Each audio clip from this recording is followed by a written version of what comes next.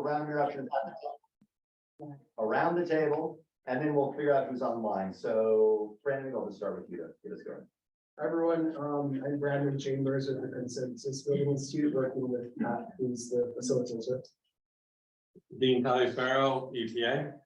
Danny Laughlin, ETA. I'm newer to probably most of you folks. I work with Dean and I house this site in my section now. We did a little bit of reorganizing in EPA. And what's your section? The federal facilities and Housatonic River section. Rich Fisher, project manager at EPA, been on this site for somewhere around 16 or 17 years or so. John Kilborn, EPA Legal Superfund. Everybody, I'm Kelsey Dumbbell. I work with EPA, do community involvement. Ashlyn, do you want to, sorry, just jump in. Hi everyone, I'm Ashlyn. I'm also with the EPA and I'm one of the CICs for the site. Yeah, I think we're good. All right. Yes. Okay, I'm Leslie Gassman with the Berkshire Edge. Being with Berkshire Environmental Action Team. Bruce Wynn, Berkshire Environmental Action Team. Charlie Champerini, Citizens for CCD Removal. Valerie Anderson, Housatonic Clean River Coalition. I'm Jim Murphy. I'm just visiting. I'm Josh Bloom. I'm newly appointed Lee Rest of River representative. Can Ray, Housatonic River Manager. I'm Lynn Fowler, I'm the heel. Judy Herkimer, the Housatonic Environmental Action League, Cornwall Bridge, Connecticut. Patrick Field, CBI facilitator. Tim Herkimer, CEO. Bob Jones, Lee Select Board. Chris Britton, lead town administrator. Great, we just had folks walk in, just name and affiliation. Ed Leahy, Claire Leahy. Tom Zancanaro, Sherry Drive, Lee. Say again? Tom Zancanaro, I live here. Okay. And we're Lee, Claire Leahy, Lee. Okay, and then on the, let's see, on the Zoom, do you want to pull up the full participant list? Maybe we'll just bear with us 1 second, folks.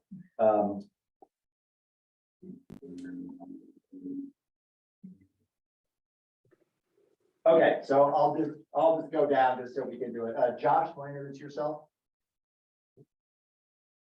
Hi, I'm Josh Fontaine. I'm part of EPA and one of the RPMs for the site. Okay, Channing?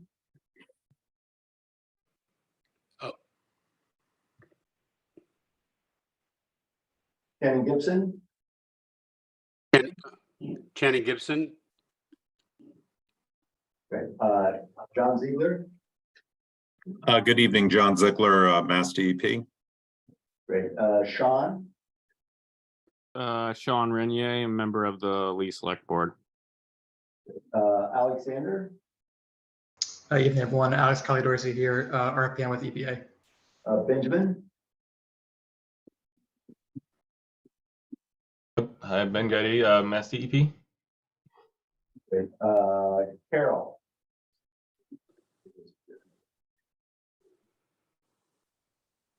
Carol, can you hear us?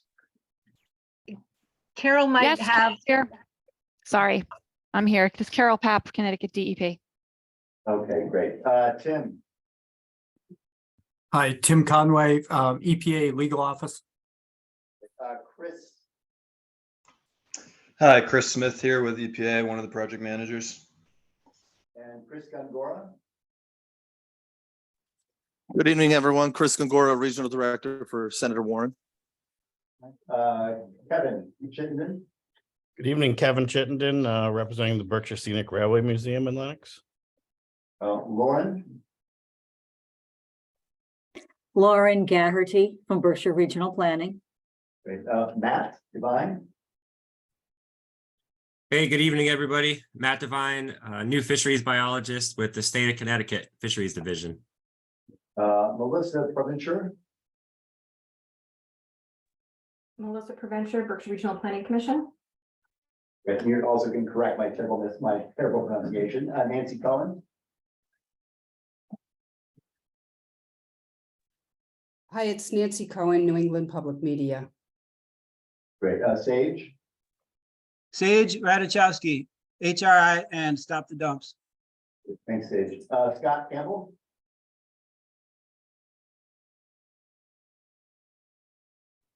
Hi, Scott Campbell. I'm a contractor for EPA on the West River project. Right, and can you see Susan Peterson? Yes, Susan Peterson, sorry, I'm a little late in joining. I'm here. Connecticut DEP in the Watersheds Program. Brandon, you want to just skip down? There's anybody else that I don't. And who else? Is there anybody else that see? Who else did I miss here? Sean, we got. I think we got Tom Sluzniak. I'm sure I messed that up.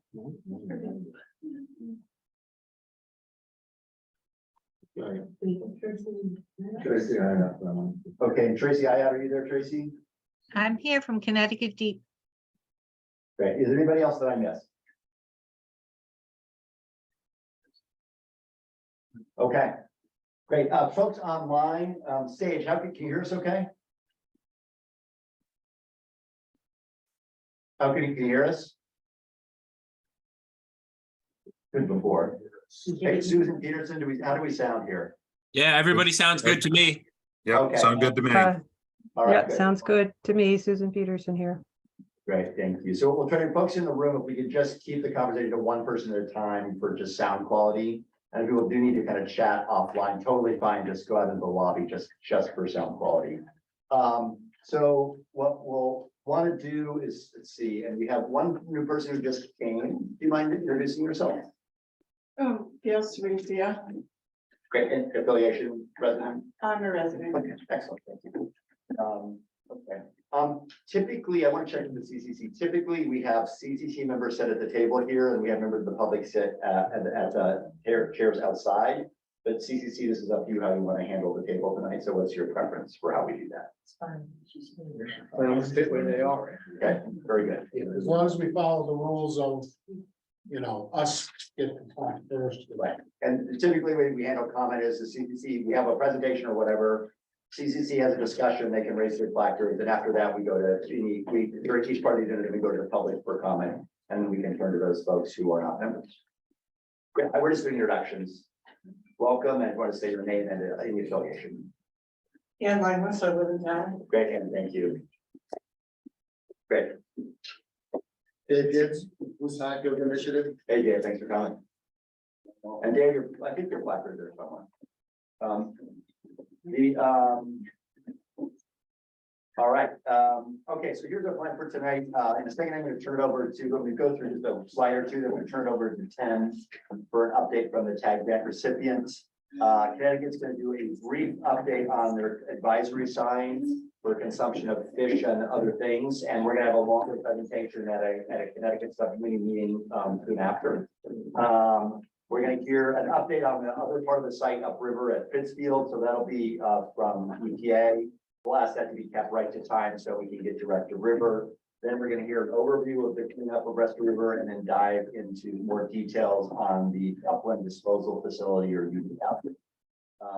And then anything else kind of on public outreach and West River documents that maybe Kelsey will go through. And after each kind of key section of the agenda, primarily probably the Pittsfield piece and then UDF piece, we'd have time for public comment after each of those during the meeting, so you don't have to necessarily wait for the vote. So let me go through a few slides, then I'll turn to Judy, I'll go to Tim. So just a reminder, because it's been a long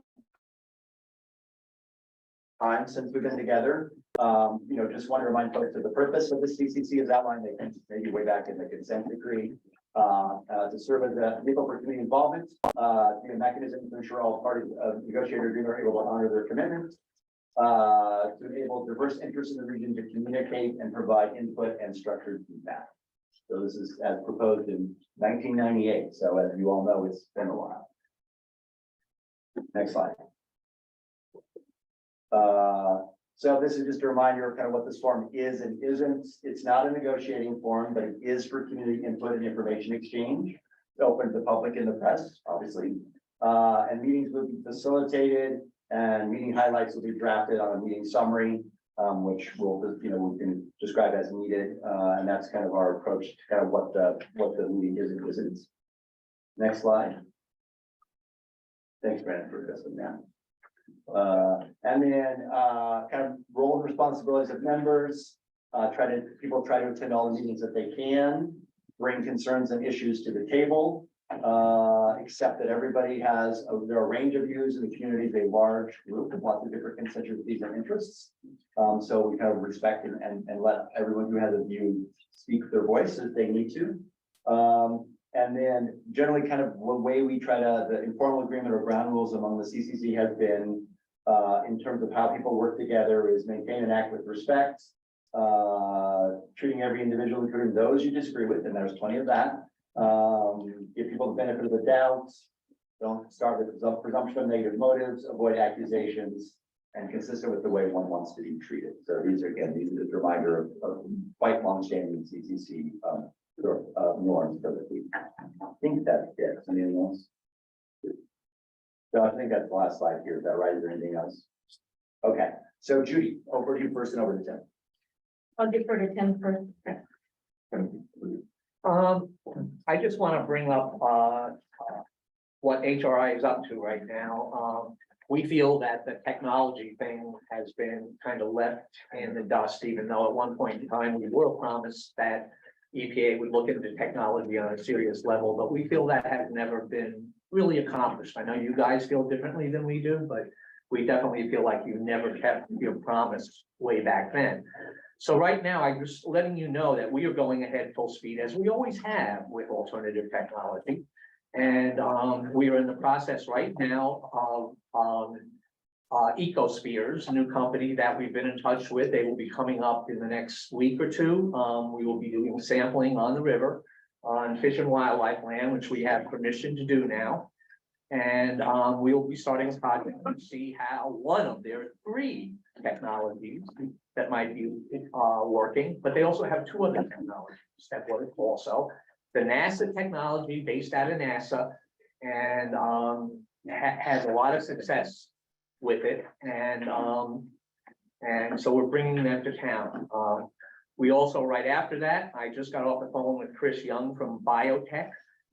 This is the company that for 15 years now probably has been offering to come up and do 2 or 3 acres for free to show them what you can do. Of course, EPA never supported that either, which is to us was always astounding because it's the future of cleanup, and to just blow that off is really astounding. And then right after then, we'll be having Terratherm, which is the Vietnam technology that Brian Olson once told us doesn't work.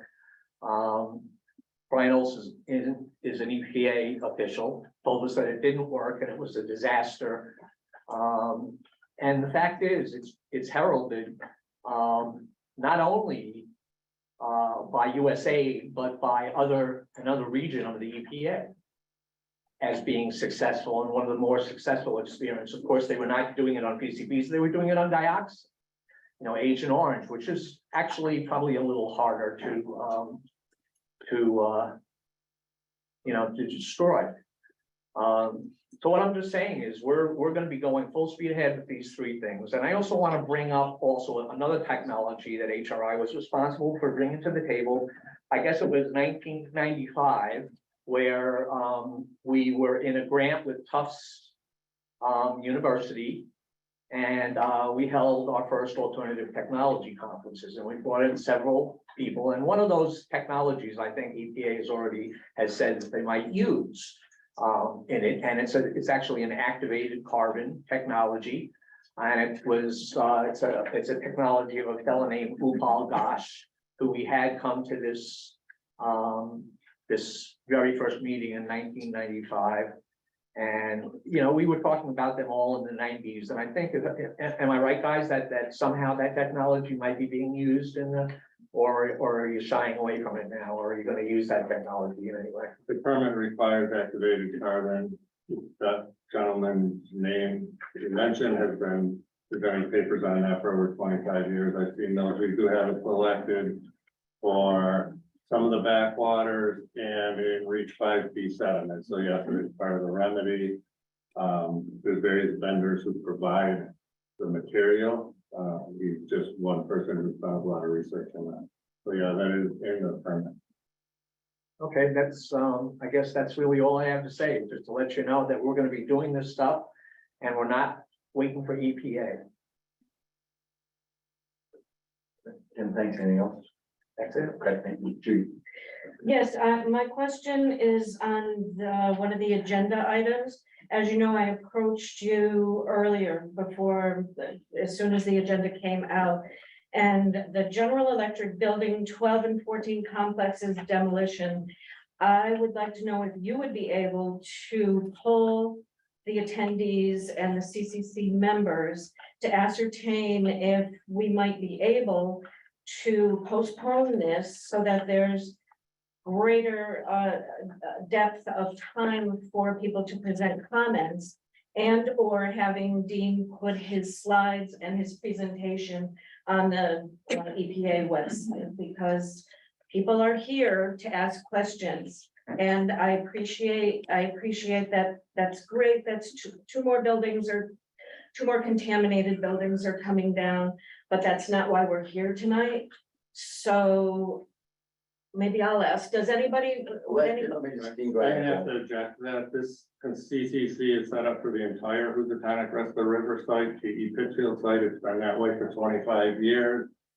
This is part of the site. It's an important part of the site. There's plenty of time to get through it. It'll probably take about 6 minutes or 10 minutes at most. We have constantly asked for agenda items and have very rarely been provided with agenda items. So we feel we have information we want to get out. This is part of the site. It's not going to take up a large percentage of the thing, and we want to proceed with it as we presented our agenda. I know that we're powerless. That's been made very clear from day one, that we have no voice essentially, and we have no power here. But I'm asking you as the facilitator to hold the room and see what the room wants to do. I'm going to defer to the CCC because it is a CCC meeting. However, there's a few options. One is Dean said 10 minutes or less, so we keep him strictly to his time. Or we just split the items and we actually make sure we get to it at the end, but we come to it at the end versus at the beginning. So CCC members, I want to just get a sense from folks with placard to the table board members, how you'd like to proceed. Okay. Got a question. Can we both have the presentation tonight, but also have the opportunity for possibly another meeting specifically about that? Is about the demolition stuff? Yeah, is that, Judy, you were specifically asking for more information on that? I think she wants to focus on rest of the river, right, Judy, tonight, not demolition stuff. Yeah, this isn't a Pittsfield meeting tonight. People have gone out of their way to change their schedules to come here. EPA has not been to Lee for years. And it's time for the people, the residents of Lee who are about to have a sacrifice zone forced upon them, that they get to answer their questions directly to EPA. Sorry, I wasn't clear on. No. Any CCC members, any views about this? Because let's just make a decision quick so we don't get time deciding it. So I don't know, Charlie, any you on this? I agree with Judy. Charlie? Tim? Definitely. I agree with Lynn? Okay, so I'm gonna ask respect if we can just flip them. So we would do the buildings 12 and 14, but we do them towards the end of the meeting, not at the beginning. Okay. So where in the agenda is it going to be placed? It's gonna go towards the end. We're gonna have the quick update from Connecticut. Then we're gonna go to the downriver stuff and UDF. And we public comment during that, because remember, we do a public comment after each section. And then at the end, we'll cover the demolition of the buildings before we close. And what about public comment at 7:40? Again, public comment comes, remember what you've always asked us to do is public comment isn't just at the end. So we have rest of river, UDF discussion, CCC discussion, then public comment, then building demolition. Any public comment on that, then we close. We have no power, we have no voice. This does not belong, this issue, this item does not belong at this meeting right now. All right, we're gonna proceed in that fashion. Jane, go ahead. I just want to point out Pittsfield is an environmental justice neighborhood, right there. And we're not moving Connecticut to the end. Okay. But I do think moving at the end makes sense. Yeah, Kelsey? Yeah, I'm just sorry. There are a lot of people here who have not been to these meetings before, and I think it's important to note that we put these agendas out, that we put together a lengthy response to Judy's request on this issue, and it might be useful for people to understand that we share the agenda items and do ask for input. And this is, like Dean said, a big part of the site that I think is important to cover. So I will defer, we can move along, but I think for people who are not used to these meetings, it's important to know that this is a very collective group that does try and work together. We have never had any control over any agenda item since the night. Do you want to take time doing this, or do you want to jump into the topic so you can? I just want to get on the record that what you just said is not accurate. All right, again, we can argue about process if you want, but I think we have a lot of substance to go through tonight. So with that, what I'd like to do is move us on. And so I think Ken's gone. I think what we'd like to do is turn to Connecticut. And I don't know, Tracy or someone, if you guys want to present, and we'll do a longer piece about this when we have a Connecticut subcommittee, but appreciate if you wanted to present, given the sign is just out. So Connecticut, I'll turn it over to you. Okay, well, thank you all for a little bit of time. This is follow up on some work that we've presented at previous CCC meetings. We've known for a while that we need to update our old advisory signs in Connecticut, which are heavily based on text. And what I want to do here is preview for you folks what the mock-up of the new sign we expect to look like. There will be signs, this is an example. There'll be signs tailored to each section of the river where there's separate advisories. There's two large sections of the river and a couple on the tribs. But what you see here is a sign that will be in English, Spanish, and Chinese. And we've tried to include more pictures and pictographs to provide people who are out angling information on what they may be catching and the relationship to advisories for that particular fish. And then there'll be a QR code at the bottom, and not right now. So if you try and activate that QR code, it's a dummy website right now. In the future, there will be a Connecticut specific Housatonic PCB website where there'll be more information on PCBs in the Housatonic portion of Connecticut, and links to our advisory pamphlets and brochures. DPH is updating their pamphlet, the "If I Catch It, Can I Eat It" pamphlet, and we expect to have not only an updated pamphlet, but also translate that pamphlet into a variety of languages. We're currently working on which languages, if any, besides Spanish and Chinese, we'll do the translations from. Just so you know, we are working with our Fisheries Division, our Environmental Justice Office, and DPH, and we use the EPA EJ Screen, or Environmental Justice Screening tool, to identify languages that are most likely spoken in households where English is not the primary language. So we're working to resolve which languages, and the process will be, once we're done with the sign here and the pamphlet, we'll provide that to EPA. EPA will do the translations for us. Then it will go to GE for them to produce the new sign and to post the new sign. I think that's it, short and sweet for me. This sign was provided to you folks about a week or so ago, and so you may have had a chance to take a look at it, or maybe you're looking at it for the first time now. If you have any feedback that you'd like to share with me on the sign, I'd be happy to listen to what what your impressions are. But we'd like to, after this meeting, move the process along to getting the signs finalized and posted. So with that, I'm going to pause, and I guess, Pat, let you, open it up for anybody's questions or comments. Okay, Tracy, thank you. So CCC members, any quick questions on the signage right now? And again, in terms of feedback, if people want to look at it on their computers and give you feedback, how long do you want? Like, do you have a week to kind of just take a look at it and get back to you? We were hoping for comments today, certainly no later than the end of May. So Okay. Great. Judy and then Charlie. Tracy, it's Judy. Have you distributed this sign to any other NGOs in the watershed? no. No, we generally don't distribute draft signs and ask for public comment because they're generally a public health document. So we're kind of breaking tradition today by providing you folks a draft copy and asking for your feedback. So it's not our intention to send this out to folks. If you'd like to share it with anybody, that would be fine. It's draft, but we're looking to just take offer a little bit of a time for you to look at the design of the sign.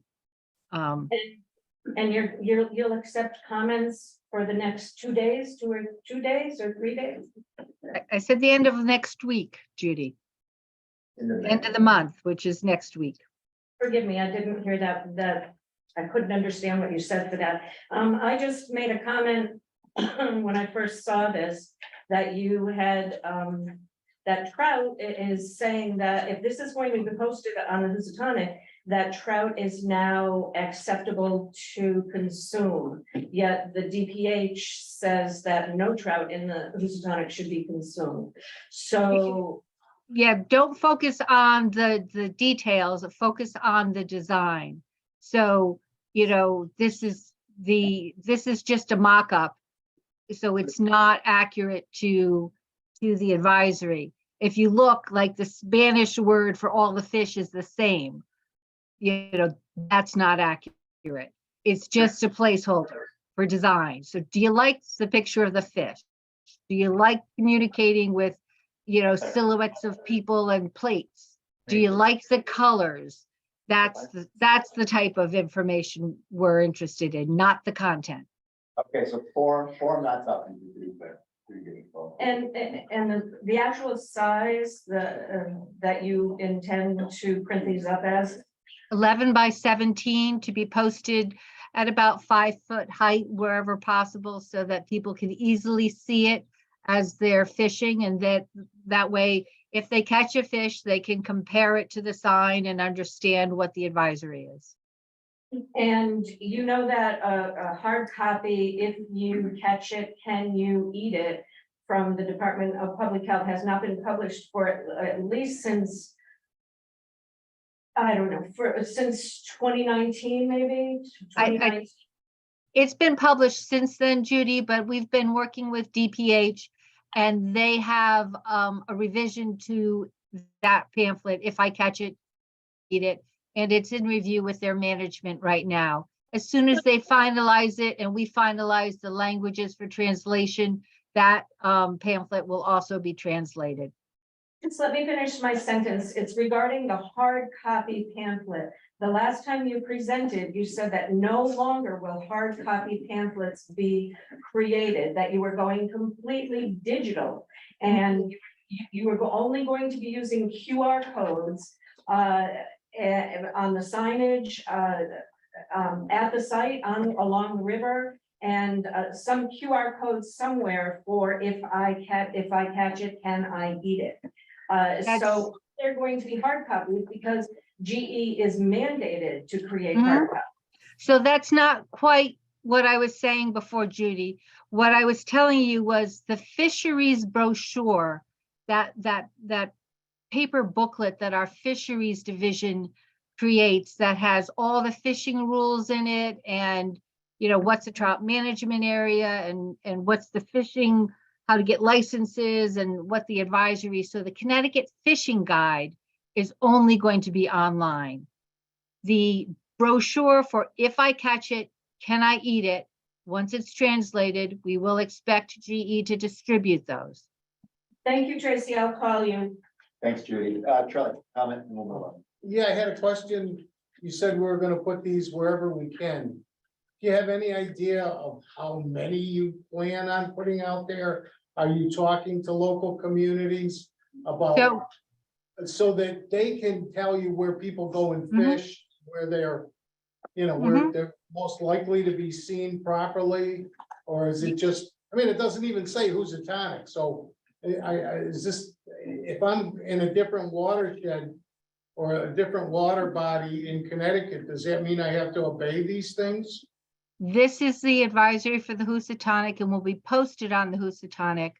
There is a report that actually is out for public comment now, which is GE's annual report on their advisory activities that they're required to do. So a couple years ago, our fisheries division and working with other groups in DEEP and DPH, we put together a whole list of places where the signs need to go.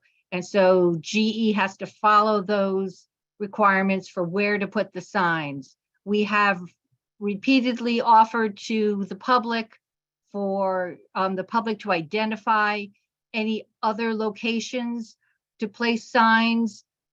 We just want, some details on where it is and, information, but we haven't had any feedback from the public identifying any new locations. So you can go online and maybe Pat or someone in his group can resend the draft 2022 GE advisory report that has pictures and maps and locations for the signs.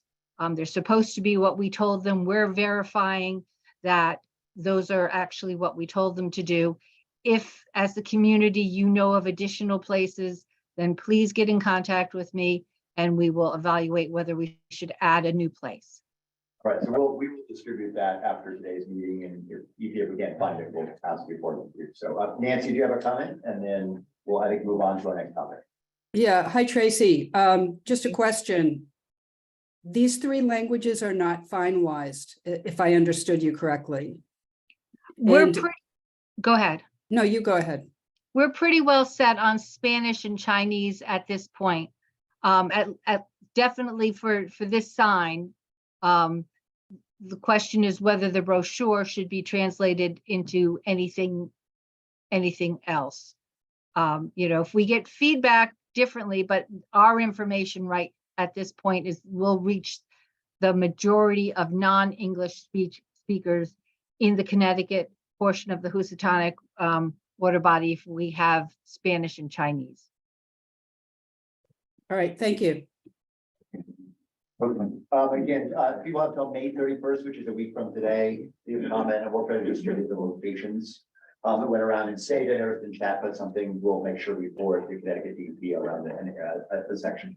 I'd like to request an extension to comments on this proposed placard, Judy, tell when this for another month. Tracy, you want to explain the time, Sure. you're talking about time? We were hoping to get the sign up during the summer fishing season. And so if we give another 5 weeks for you folks to take a look at the sign, then we have to do our process. It has to get translated, it has to get produced, and then it'll be hung up. We'll probably miss the major fishing season. And so, respectfully, Judy, I would, it's just the design, not the content. It should be something pretty straightforward. And again, we usually don't take comment on this type of communication. Respectfully, Tracy, back to you with respect. You might recall that early in this process that you said that you would involve NGOs in this process we were the ones, Heal was the one who brought up universal language and universal symbols. And Sure. I'm not seeing a whole lot of universal symbols. And you said that we would be included from the beginning of this process. So I'm just saying it's another 30 days. I have no expectations. Lynn, go ahead. Yes, I want to say, yes, it's very colorful, and as an artist, it's fine, for art. But this has information on fish that the public needs to know, and this is so inaccurate. And you say that different, signs will be in different locations, and yet there's only one draft that is really just, to me, for color and for art purposes, and not for actually the meat in it. And fishing season started March 1st. Sure. I think for me, what I'd like to know is, do you want to see a picture of the fish? Do you want or not? That's fine, yeah, I don't mind seeing a pic, I like the pictures, they're all fine. Do I you just want think to have the advisory groups, which is the low risk and high risk, shown as silhouettes of people? Do you like having the Yes, I plates? think all the art in it is fine. It's the data, it's the information in it that isn't correct. Tracy, people are concerned that the substance is not there yet, so I think I just note that It's as the a comment. substance, yeah. And the request for an extended Right. public comment. Just note that. And they should have gone up 2 months ago or 3 months ago if it was really for the fishermen.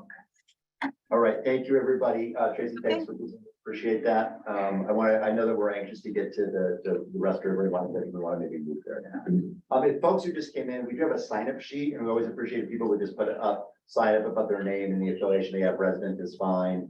Don't have to put your contact information unless you want to. And that's there. And just a reminder, when we have discussion, we start with the placards, which is the CCC members, and then we turn to the public for comment as well. Okay, so I think what we want to do is we want to dive into River cleanup. I think EPA, I'm not sure who's going to do an overview, and that's going to be relatively short. And then we're really going to dive into a more detailed presentation on what's happening with the upland disposal facility conceptual design. And we'll have some presentation and some back and forth with the CCC, and then a chance for public comment on that topic. So EPA, who's the first for the intervene? Okay, Dean, we'll turn it over to you for an overview. So we just, there's a lot of new people. I want to remind people of EPA staff. I've been on the project since 1996 and still involved, although I have different responsibilities now. As Annie mentioned earlier on, we've had a reorganization. Annie's been a longtime supervisor and on many large Superfund sites, primarily especially on federal facility sites. So her group, and Annie's here tonight, her group has the staff project managers who will run the project. And we have 4, they call RPMs, remedial project managers or project managers. Rich Fisher does a lot, but for Rest of the River is the UDF project manager. Chris Smith for Rest of the River has a lot of, and Reach 5A at Pittsfield. Josh Fontaine, all people have more than one function, but he's doing a lot with the baseline monitoring and the dam inspections. Carly Dorsey, excuse me, Alex. Our newest member, he's doing a lot with some of the future work requirements and helping out a lot with the GE plant site in Pittsfield. Our attorneys have both been on the site since the 1990s. John Kilborn is here tonight, and Tim Conway, who also has more responsibilities. So John has taken more of the full-time role. And then community involvement, you've met Kelsey and Ashland. So that's our team. Excuse me. Do I remember faces okay if I take pictures of people, or is that not allowed, or? That's fine. You guys okay with it? Yeah. Because I took a picture of the screen and I cannot read your names unless I get really close with my glasses, so. Thank you for The asking. print's too small for so far away. Appreciate Thank that. you, I appreciate it. No problem at all. Thank you. Dean, these slides are also available if anybody. The slides are available. They went out. I think Brandon sent them out. They will also be posted on our website if they're not already They'll be on there. a day or two. Under. And if you ever need them, you can contact Kelsey because the website's very big. We think it's pretty well organized, but you sort of gotta know your way around. We won't debate that. Please don't. Okay. A little bit, but anyway, okay, so So I just wanted to step back a little bit. Some of this, it may seem like it's taking time, but a lot of it leads to why, why we don't have answers to certain questions in the process, why we're here, the timeline. So sometimes I feel we haven't done a good job given the overview, when design's gonna be complete, if things flow as we expect, when would construction start. So just stepping back a little bit. The final permit, called the permit, the cleanup plan, it's the binding plan that binds GE's work requirements. It's a permit from EPA to GE, those are the two parties, was the year 2020. It says 2 to 3 years to design the remedy. That's a lot of sampling, investigation, cultural resource assessment. It probably should say a little more than that because in 2023, and we have probably 2 more years to design just the first phases of the program, and then it's going to be a continuous design going forward. When we say 13 years to implement, that's from the start of active remediation or start breaking ground at, if it start the remediation of excavating soil and sediment and placing it in its disposal facility. So stepping back to really high level, why is EPA here? What's the risk? Why are we going through this effort to remediate the river? By far from the human health risk assessment, it was peer reviewed by outside experts. The number one risk to human health is consumption of fish and waterfowl by far. The second risk to human health is direct contact with people, their skin primarily, getting in contact with contaminated soil and absorbing the PCBs through their skin. So direct contact and an incidental ingestion. So you have to be in contact with floodplain soil for an extended period of time. I think our risk assessment assumed even in the high access areas, 90 days a year for X number of years. So it's repeated and direct contact in certain floodplain soil. So those are the human health risks. And then along with that is the risk to wildlife, including sensitive species such as mink, otter, and osprey and amphibians. They digest through the food chain, invertebrates who get contaminated, and they have more direct contact with the sediment. So for human health, to your point, Judy, is Mass and Connecticut is the fish and waterfowl. As far as the direct contact with floodplain soil, that's only a risk in Massachusetts. All right. Next slide. So this slide is a little blurry, but what we want to show here is the active remediation, where the excavation and dredging is going to be. And there'll be a blow up on the next one. Go ahead. Dean, when I spoke to you earlier this month, I asked you for geolocation points for each of these sites to bring to this meeting. Did you bring those with you tonight? No, because the geolocation, it's kind of hard to do a geolocation for the entire river valley, and that's kind of what I want to get into. The actual remediation areas haven't been dug, but the river channel itself. I asked for the locations of where they will be remediation in Great Barrington and in Stockbridge. I will get to that, but you don't need the geolocation. I do, but I've asked. Well, we'll get to that. No, I don't have that. Okay, thank you. Doesn't have it, and then you'll talk hopefully later about that when you got further. I'm sure there's some somewhere, but it's not gonna give the full information that I think people are looking for. So the first 10 miles of the river from the confluence of the east and west branch up in Pittsfield down to Woods Pond Dam, that's 10.5 miles. That's where the vast majority of the contamination that will be remediated is located. Probably 90%, 80 to 90% of the waste that's going to be dredged and excavated is in that stretch, all north of Woods Pond, all north of the UDF. We broke it up into separate reaches for various reasons. Reach 5A with the meandering river is 5 miles of the river stretch. And that is the first part where the remediation is going to start. For the river itself, that's bank to bank remediation from top to bottom. So it's that whole area and then the associated floodplain. And then 5B, 5C, and Woods Pond. Judy, question about them. stretches. No, when you're done. Okay. So again, that's that's where the vast majority of the waste is. You probably have to go back one. I just want to talk. So that's the majority of it. The others there's remediation primarily behind impoundment. So this isn't the best map, but on the left, and you can see it a little easier on the screen, there are 5 impoundments or dams. The dams cause the impoundments, excuse me. So the PCBs have settled behind those dams, so that's where the downstream remediation is, not through the whole channel of the river.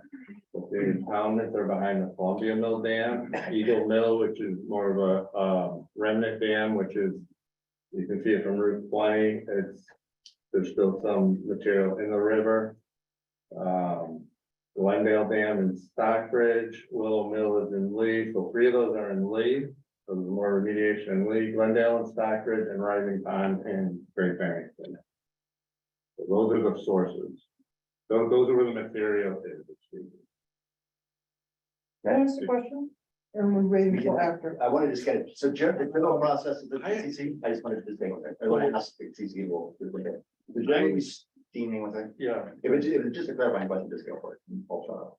Is there a clarifying question? It kind of is, because you just said this isn't the best map, Yeah. but yet Josh asked for coordinates, but you said we can't have those. You can have coordinates, what I'm saying, and Josh asked me like where all the excavations coming, so in a floodplain, we haven't defined that yet. I guess that's what I'm trying to Okay. say. That's why I wanted to Haven't get defined through it. that Okay. and get to that. The other sites. The other sites are still not been fully defined, but we can get to that. Glendale Dam. I can The give you rising X, pond Y dam. of the dam, if you want that. I want the geo coordinates because I used Google and Yeah, I'm so using your geocoordinates, maps. I mean, the Right. X, Y, GPS course. Yeah. Yeah, and they're just a report 5 dams, I can get to that. Thank you. Okay, let's keep going. And generally, just the process of the CCC, and CCC, if you want to do different, let me know, is we start with comments from the CCC after the presentation is typically done, placards up, and then we go to public comment. And that's just our general process. We want to make sure everybody gets in by the meeting, okay? All right, thank you. Yeah, so I just have one more slide here and then some other talking points, then we can go over this and then we're gonna get to the UDF. Okay. So if there's any contact. So that's why I wanted to show this. So this is reach 5 in Pittsfield. It happens to coincide just by the way nature worked out. It ends right at the Lennox line. There's input from the wastewater treatment plant. The river gets flatter and slower. It's a different characteristic. This is much steeper gradient river, much faster river, a lot of sand and gravel as opposed to silt. So with this picture, just wants to show some of the complexity. So the river itself, the actual river channel, underwater, although obviously the river goes up and down, the sediment is going to be remediated for the full length from approximately 2 to 3 feet, and it will be backfilled with a sorptive cap to contain or minimize releases from the residual PCBs, which will be in the sediment below this depth. We also have to assess the backwater. These are areas off the main channel of the river that are predominantly wet throughout the year. So they're another source. There's not very many in this reach, but it has a different cleanup standard. The floodplains are very wide and broad, and that's where you see all the colors. All of that was resampled, probably, I don't know, 1,000 new floodplain samples. So that's the data that's going to be needed to come up with what's called the final excavation footprint. And that'll vary a lot in the floodplain. The river itself is already set. It's the whole flowing river channel. The river banks have to be assessed. If they're, I don't want to get too much into the minutiae of permit, if they're erodible and they have PCBs, they need remediation. So there's been bank sampling every 50 feet. Vernal pools and sensitive habitats need to be assessed. So there's a lot of components to go into how much soil is going to be removed, how much material, soil sediment is going to be removed, where it's going to be removed from, and this is just in the Pittsfield reach. But probably 25% of the soil and sediment to be removed in this project, based on current estimates, everything subject to change, is in this stretch in Pittsfield. 25% from Pittsfield? Roughly, yeah.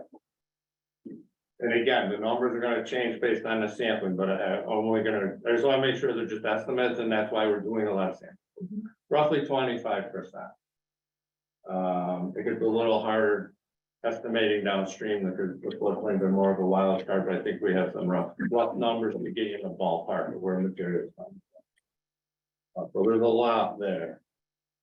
One other thing before we get to the UDF, since Tim brought it up, part of the permit has what's called the technology challenge. And part of the settlement agreement, that it's not in the permit, it's not a GE responsibility. EPA is committed to doing a technology challenge, which Annie will talk about in a little bit.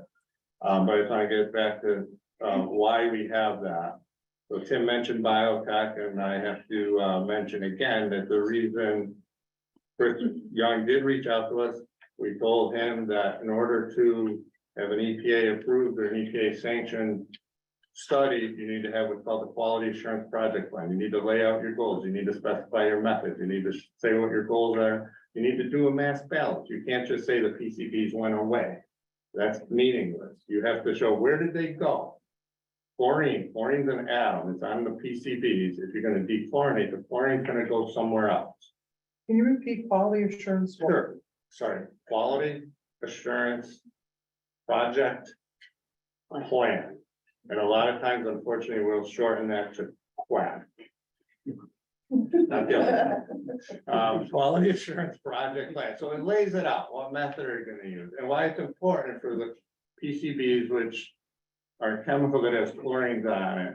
So if you're going to remove the chlorines, either dechlorinate or have the bioremediation eat them, the chlorines are going to go somewhere. And if you do solvent extraction, you need to find the same amount of chlorines in your extracted solvents that were in the PCBs. If you're just showing, I did sample A and it was 10 ppm and sample B is 5 ppm, that doesn't really tell you anything. It could be just a random nature of the sampling. Every sample is different. Every lab has a plus or minus on their data. But if you can show me that that 10 pounds of chlorine or PCBs are now in a different media, and the 10 pounds were removed from the soil, now you've got a lot more to work with. What if it volatilizes? Then they have to measure that too. That's exactly what we're asking for. But if you're telling me the technology is not resulting in volatilization, it's going from solid A to solid B, then you should be able to find it in solid B. So Or they you have to have to capture the show, error. or if your process is, we're gonna make this volatilize. You lay that out in your plan, and then you should be able to measure what's volatilizing. So you wanna know where exactly what you said, where's this chlorine going? Where are these PCB molecules going? Don't just say I tested before and after, and then I can tell you my method. So I know Judy and I have. So, but I do want Annie to get into this, and I know Tim, you're gonna rebut me, but I had a call and we had our Office of Research and Development volunteer to review Chris Young's QAP. He gave a draft one, which was extremely deficient. Our Office of Regional Development, not me, outside people, gave him a bunch of suggestions in 2014 or 15, and we've not seen a QAP since then.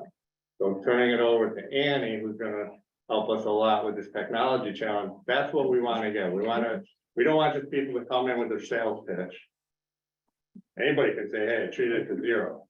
I'll be exceptionally. She'll be quick, but this is important, because this is where we're going with the technology that I know came up with Senator Warren's meeting. So I don't want to drop it. You'll be able, I mean, you guys have probably seen the, blurbs that we put in our fact sheet and, in our response to Senator Warren about the substance of the challenge and what we're hoping to get to. So I'm not going to repeat that here, but we do intend to reach out and, the intent is that we would have a team of interested stakeholders participate in a group to design what this challenge is looking like. We don't want to, we're not going to be the lead in this. We will have some guidance. We do need our QAP, our quality assurance project plan, so that whatever comes of this can actually be measured and we know that something actually worked. But what we're going to be doing is reaching out to, all of you, the CCC, other environmental groups in the area, and asking who wants to participate to be on this design team to figure out, what are we specifically looking for? How are we going to measure success? How are we going to judge, sort of who wins the different phases of this? So we will be reaching out soon, and that's where I'll just leave it for the moment. Right, Tim. Well, it's not surprising that EPA tells a different story than Chris Young from Biotech says. And the bottom line is, folks, The biotech thing is a very simple thing.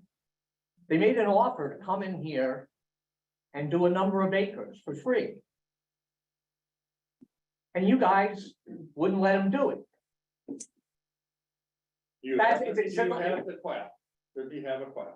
He sent, according to him, he sent a clap in and he got a response from David, whatever his name is. Charters, That he needed to saying, redo the quack. no, saying that he never received it. No, wrong. I have the emails. We had a call. You know what? I'm not gonna argue with We you. don't need to argue, because if. he You are has a arguing quack- with me. Wait, stop. If he has an approved Hey, quack, Dean, just give it to him. Dean, hang on. You've had this argument a long time. We understand you have differences. You know what? There's information to share. Since day If you one, have a all, quack, since day you one, can let me resubmit speak. it And Hey, we'll Dean, look at it. Dean, I hear your point. Tim, I'm gonna walk out because you're not letting me speak. Dean, You're overriding me. Dean, And guess what? Tim, I'd like. Guess what? It's as simple as that. You know, you put every roadblock you possibly could have in front of Chris Young. And that's why it never got done. It's very simple. The guy comes in, he does a couple of acres. If it doesn't work, you send him away. If it works, like he says it will, then we've catapulted this thing into the future. But you guys have put every kind of obstacle you put in front of Chris Young, and you do it with every other technology. And it's why my group has named the EPA, that used to be called the Office of Innovative Technology. We call it the Office of No Innovative Technology. And So I'm just, one thing I just want to point out, and, you know, again, I'm aware of this not only at other different sites, but specifically at the federal facility sites that I manage, which are DoD sites. Companies come in frequently and they'll want to pilot test something at any number of sites. And sometimes they'll, you know, want to do it under an approved quality assurance project plan. And other times, you know, a client is just dipping their toe and they're like, well, you can do a little bit of this on the side, and if the technology works, maybe we'll think about it and whatever. So, you know, if this person wanted to test the technology, there's any number of PCB contaminated sites anywhere that I'm sure he could have reached out to. So, you know, I don't want to get into the weeds on why or why not it didn't happen here.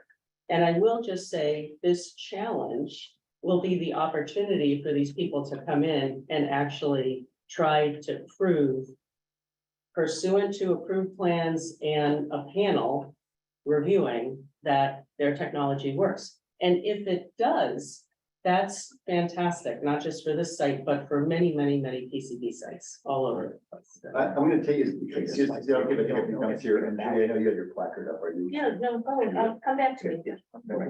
I just had a couple of clarification, I guess, questions. So the goal for this group that you're speaking of, could you explain what the actual goal is that the group would be reaching? So the very specific thing that the challenge is supposed to do is to facilitate research and testing of innovative treatment or technologies for reducing PCB toxicity or concentrations in the excavated soil or sediment before disposal in a landfill. So, you know, we know that we're gonna have, you know, 1 million cubic yards of PCB contaminated material that on average will have 25 parts per million in it. And so the challenge is, show us how your technology might be able to reduce the level of that 25 ppm Right. to. I understand the something. challenge, that wasn't really my question. Okay, sorry. So the goal of the group, so you're gonna reach out to whether it's BEAT Mhm. or HEAL or HRI. Yeah. You're gonna reach out to these groups and you're gonna request them to have a panel reviewing of the results. With help, actually even design the parameters of the challenge, like how do you measure success? Are you reducing from 25 ppm to what? With help from whom? We have our Office of Research and Development that will participate. Office of Research and Development has a contractor that works with challenge projects like this at all different federal agencies. They'll come in, they'll help with sort of the administrative pieces, they'll organize the meetings, they'll try to help to sort of focus the group in terms of like defining what it is that we want. Are these scientists, these research and development people? Office of Research and Development are very much scientists. The contractor, I believe, is perhaps not. I'm not really sure, but they're just, again, providing some administrative structures of the thing. We're kind of working through this right now, so. So is there no requirement for a scientist during this research with, I don't know, Pete, do you guys have a scientist on hand?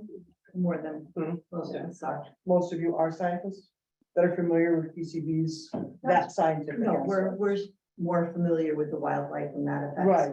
but we feel strongly that yes, EPA damn well better have really strong PCB scientists on this panel and advising whatever community groups are helping to define what should come out of it, that it'll be science-based. Well, that was my whole point of making the statement, is because I saw you do the earlier when you had the people who are on hand, and it's got lawyers and people running the show, but I just haven't seen any scientists up there yet. They're all scientists. Well, couple things, they're project management, this group Annie's talking about, we're not listed on that, that's our headquarters, our Office of Research and Development, I think they're in Cincinnati, they are primarily scientists who will support this. And, Yeah.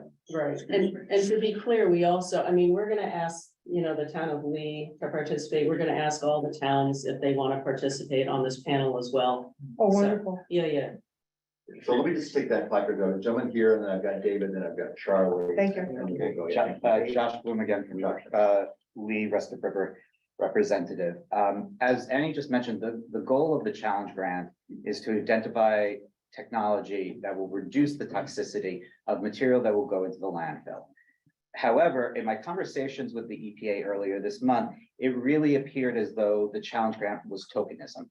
And I say that because the EPA says that they have no plans of implementing any technology that proves to be successful at reducing the toxicity in a widespread implementation as part of this project. It will have implementation abilities perhaps in future projects, but not specifically on this.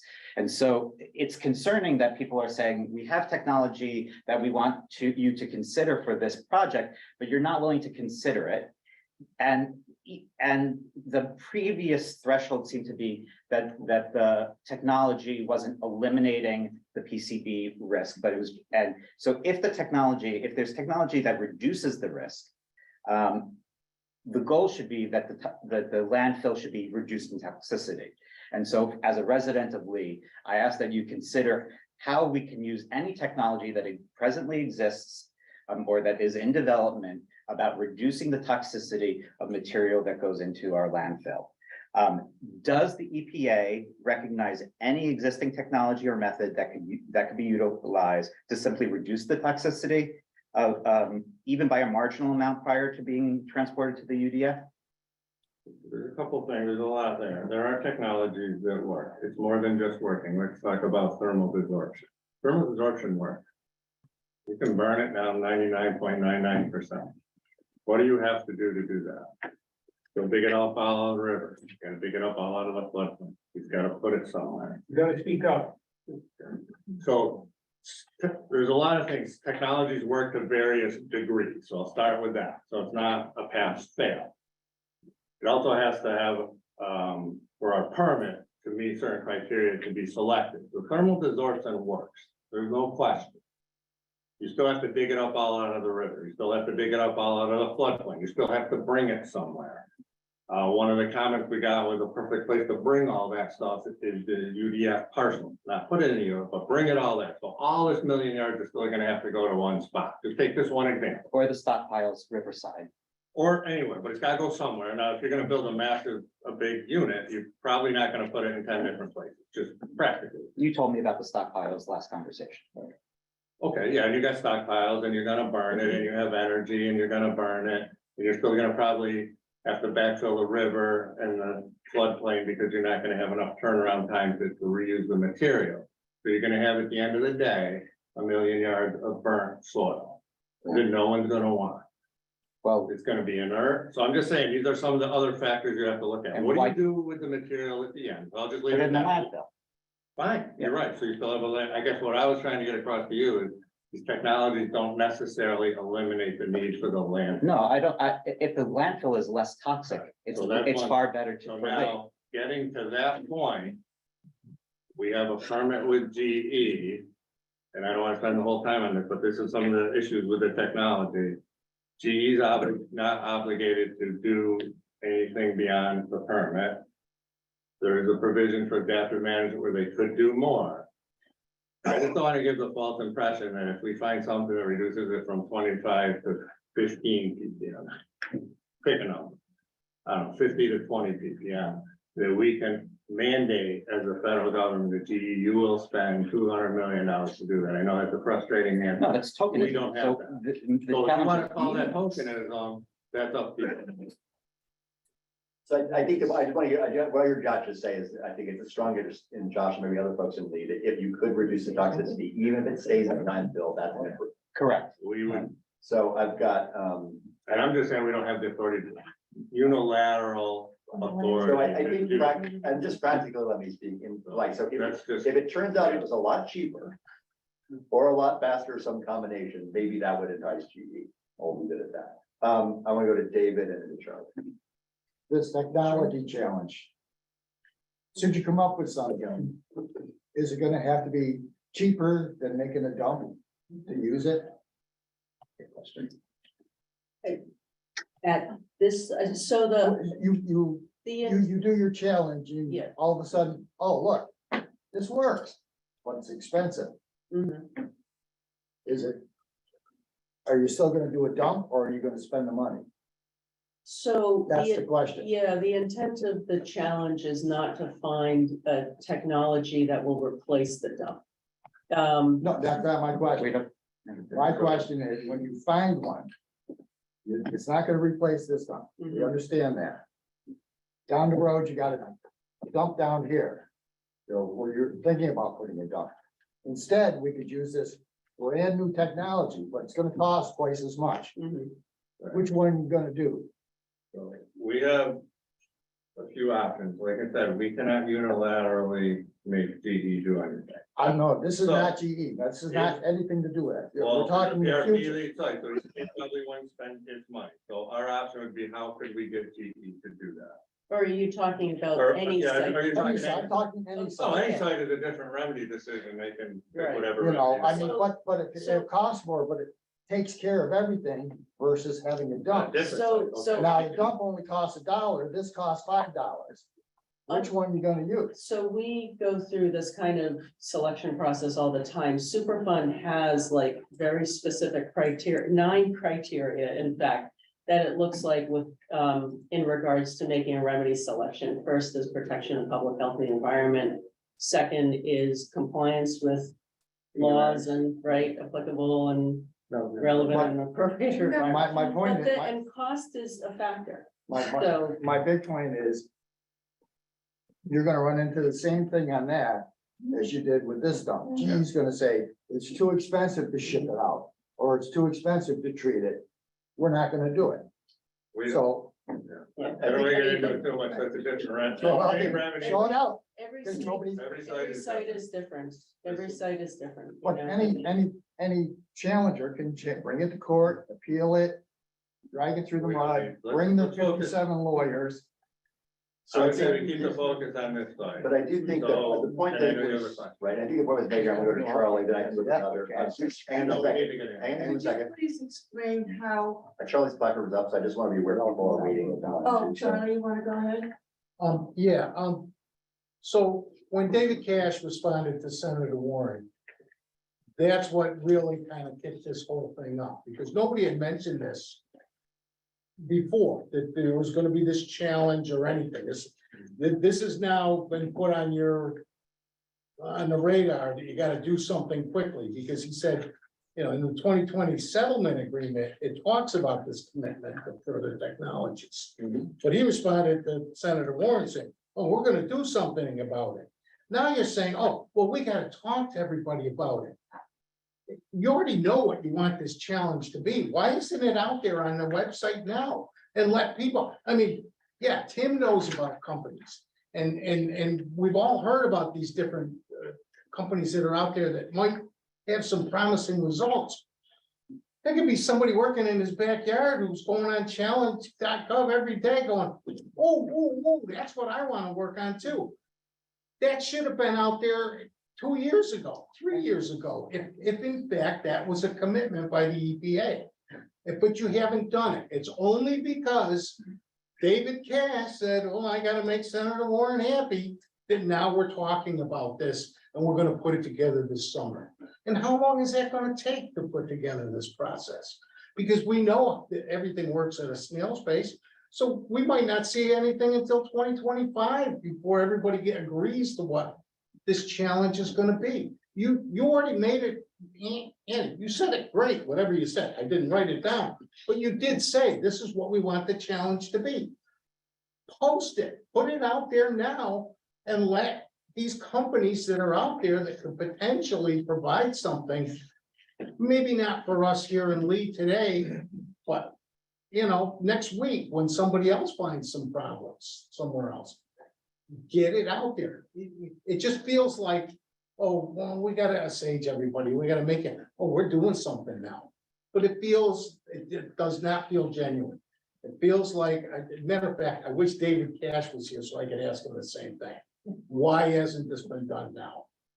By today? And unfortunately, it falls on you. We never have GE here to yell at anymore. So who do we have to yell at? We've got to yell at Dean. I understand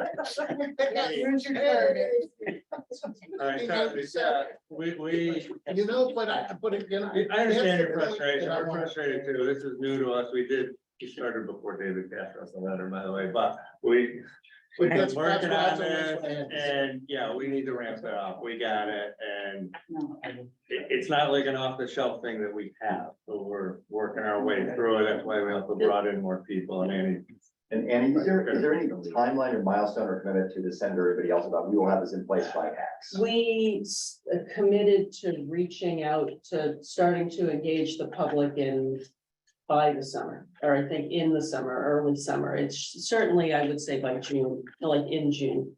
I just also want to note that we have, Ecosphere has reached out to us and I've corresponded with them and I told them this challenge is coming.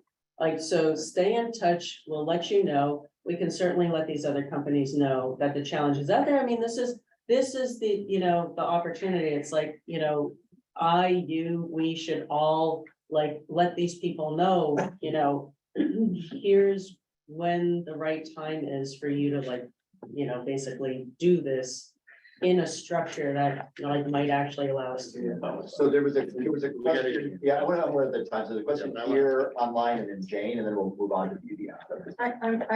I'm curious to understand how compliance is being accomplished with the UDF when you are waiving so many regulations within our state. Forget about the local bylaws, there is none.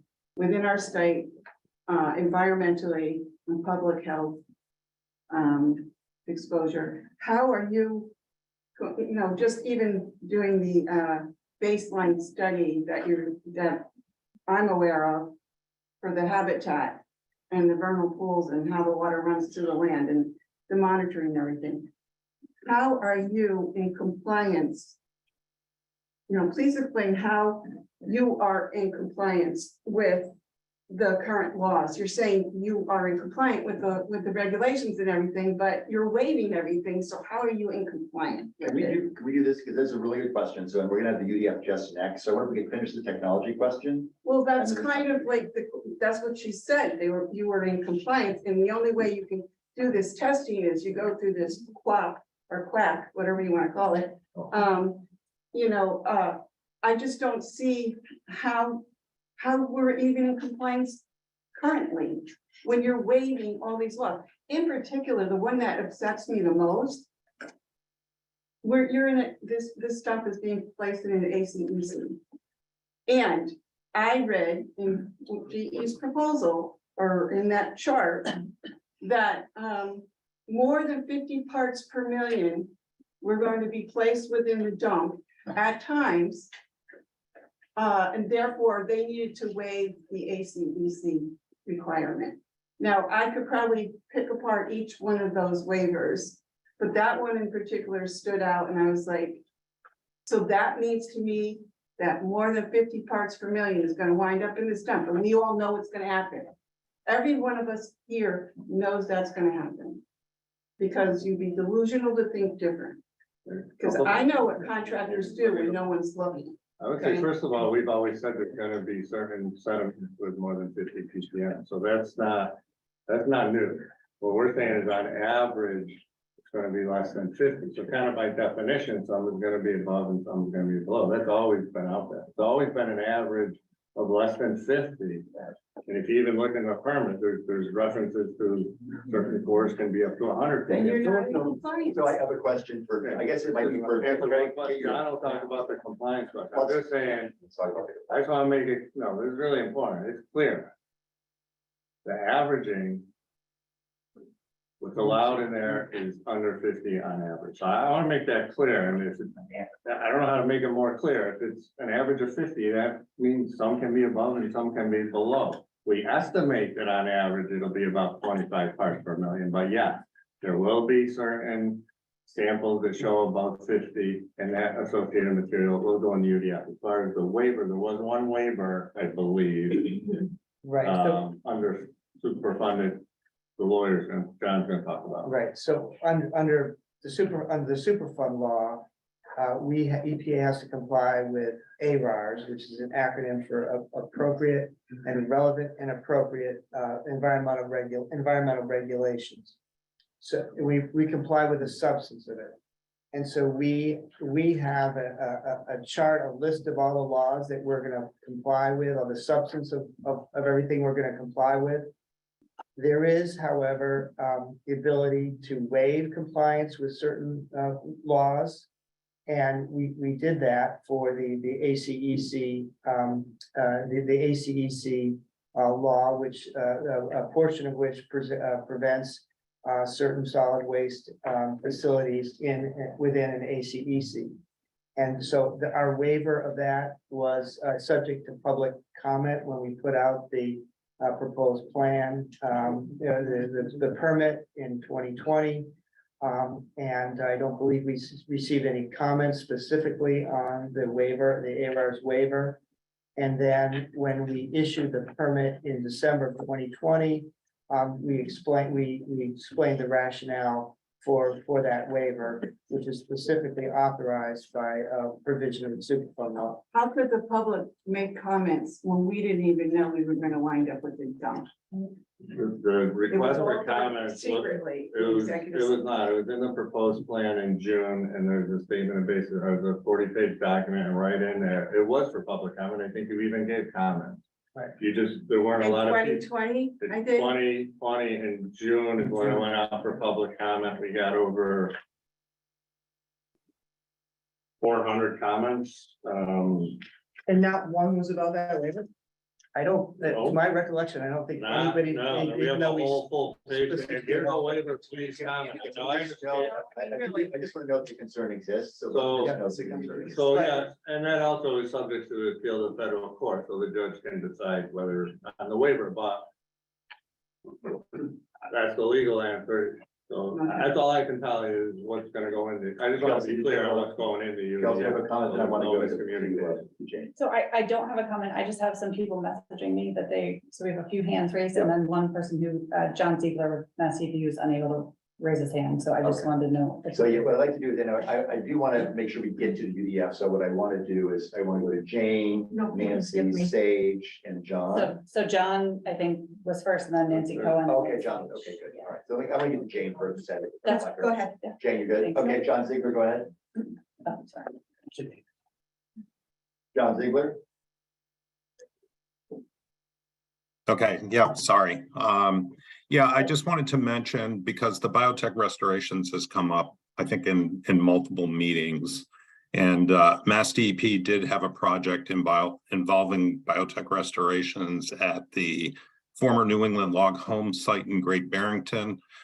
That site is contaminated with dioxin, so not PCBs, but similar type of chemical. And I just wanted people to know you can go on DEP's website and see the results of a pilot study that biotech did. Ultimately, the department did determine that the pilot study was not successful in dechlorinating the dioxin. So although concentrations changed, some went up, some went down, there was no dechlorination of dioxins. And I just wanted to put that out there, and I can provide a link in the chat to how to get to DEP's website so people can review that data and make their own determination. John, can you describe the position at DEP just so folks in the room know who don't know you? John, just describe your role at DEP and who DEP is, just so people know. Yeah, I'm with Mass DEP. I'm the acting deputy regional director of the Bureau of Waste Site Cleanup, and DEP oversees releases of oil and hazardous material releases related to the mass contingency plan, for which the New England log home site fell under. I am also involved here as a project manager for the GE Housatonic River site on behalf of DEP. And John, if you could send us a link to that study, then we'll make it available to the. I will. Okay. Thanks for letting me chime in. Nancy, you're next. I have a couple of quick yes or no questions and one that's a little longer. This is directed toward Annie Laughlin about the challenge. So this is in response to Senator Warren's letter. Is that correct? The technology challenge in response. No, it was in the settlement agreement. It was in the settlement agreement. Yeah. So it has nothing to do with Senator Warren's letter? I mean, again, we were doing some background work on it before Senator Warren sent her letter. Okay. Is there any funding provided for people doing this research? Nancy, one more time, sorry. Is there any funding provided for people doing this research in this challenge?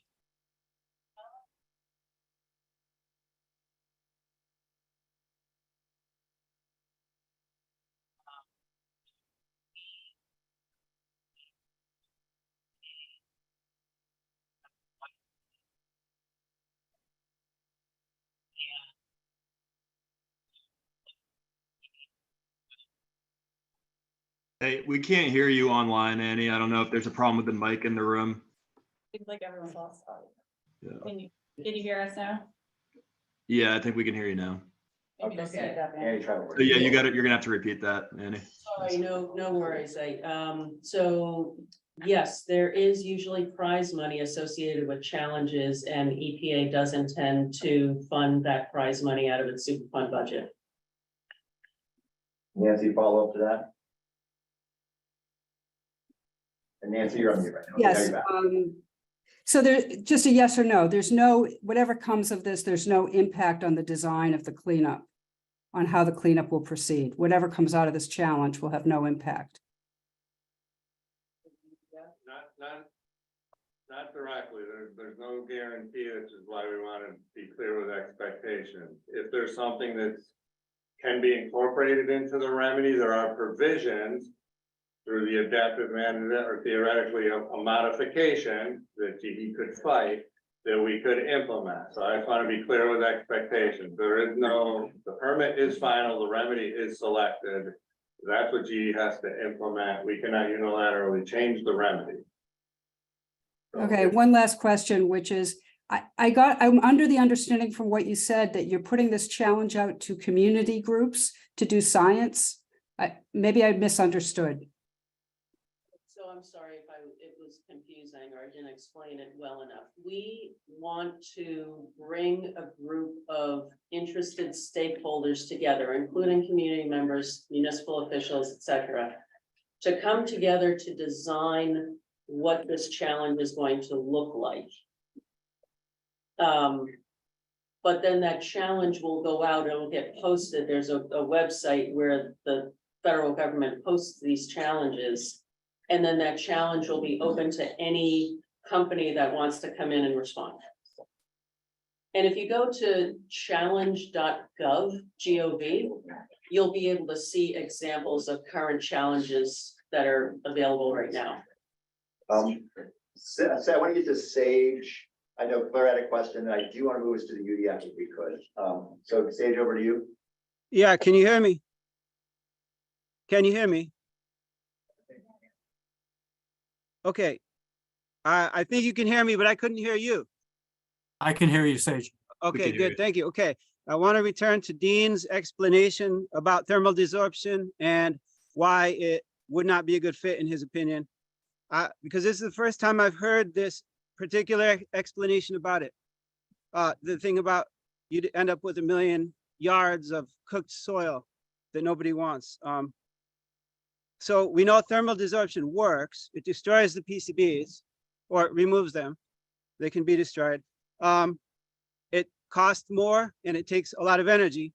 But so why, though, I do not understand the explanation of why you cannot do 1,000 yards at a time and then put that back as you're digging up the next 1,000 yards as you go downstream. Like, why can it not be done in sections where you then reuse the soil that has been detoxed?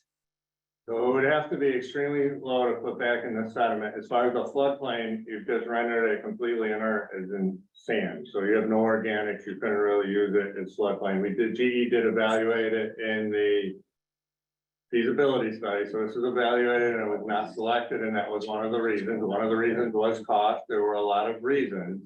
The sequencing to do it where you have a flowing channel and need to backfill would be complicated. It would not be cost. It would not necessarily be impossible for various reasons, and those are some of them. It was not selected. So, and that's been a decision in 2016, 2014, it was appealed by HRI.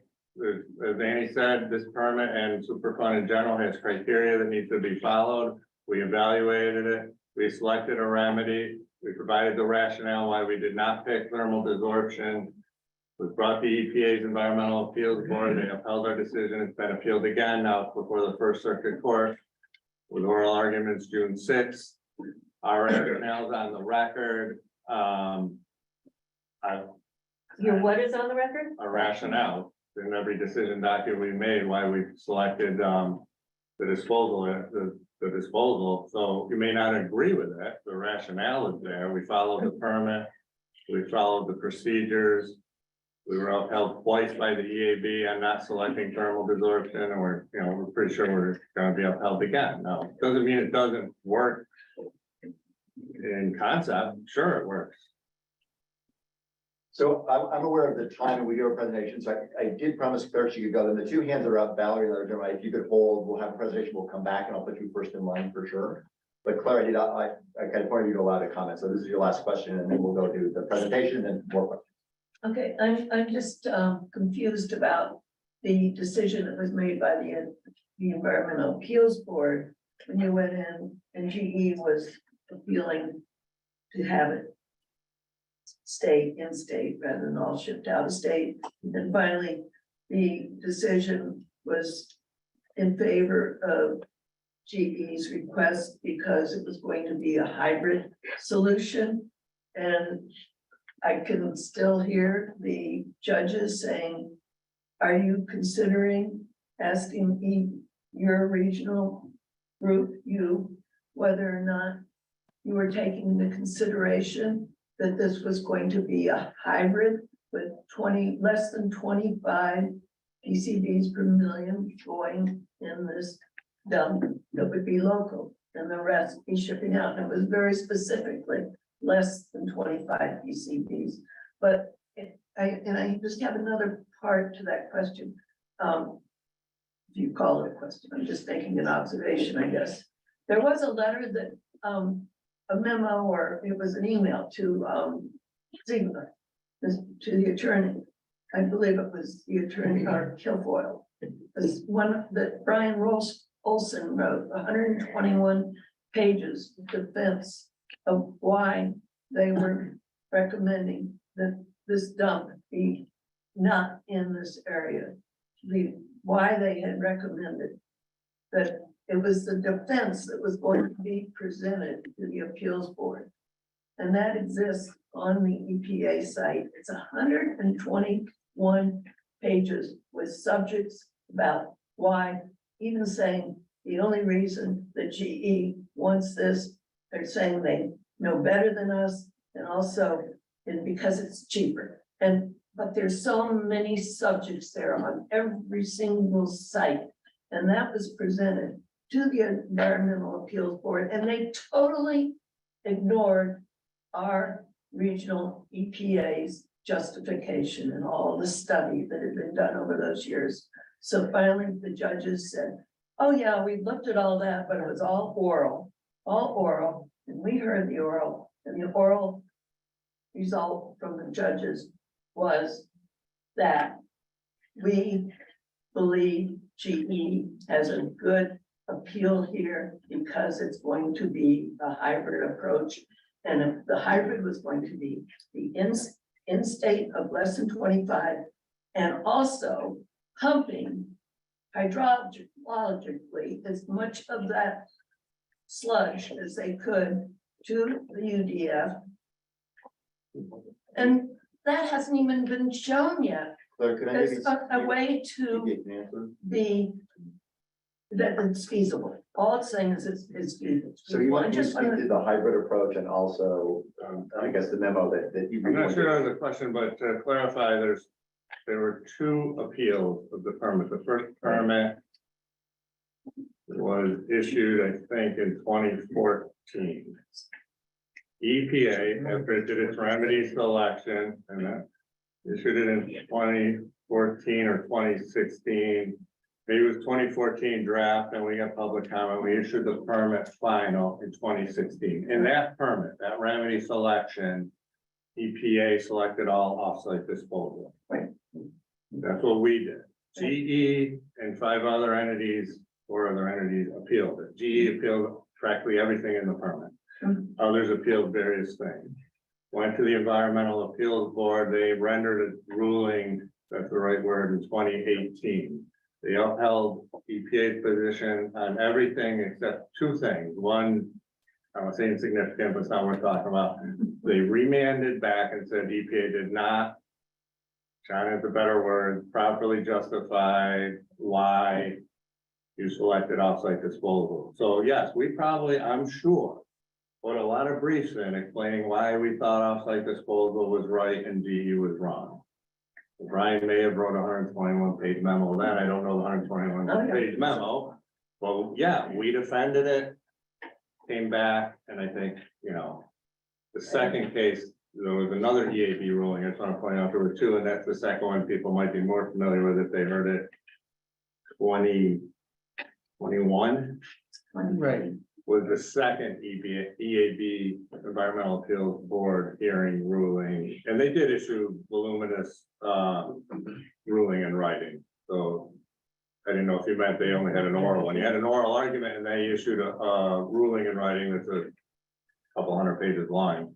And then it came back here and we had a meeting at Lennox Community High School where Bickerman came and he asked the audience to please help him make a decision about where this dump should be.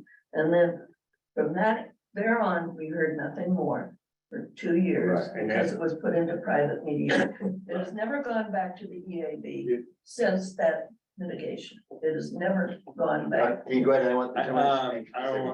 It did go back after that, but I don't want to belabor that. It went back in 2021. So I think we have a lot of history at this site, and I know people are anxious to cover and understand. I also know we have some specific things we need to get done tonight. So the gentleman here is very anxious to get a comment in. If you could be brief, and then we're going to move to the presentation. Can I sit at the table? For a moment. Sure. Yeah. Absolutely. I'm Danny Alsop.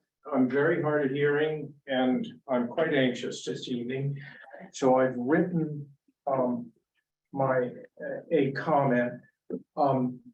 And it's sort of the timeline that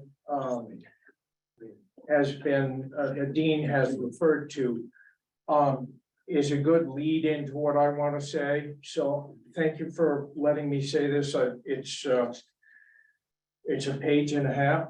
I'll give you time, And, in 5 minutes, I'll let you know where you're, how you're doing.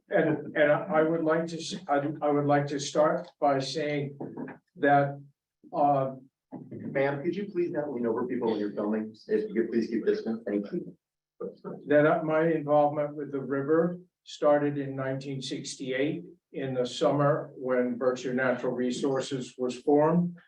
And my grandfather, who was a founding member and former chairman of the Chemicals Division of the War Production Board under FDR, and who inspected GE Pittsfield in 1943, sent me to Pittsfield to find out what was going on when Don Miller and Fred Crane asked my grandfather to come and find out what was going on in the area of Lakewood.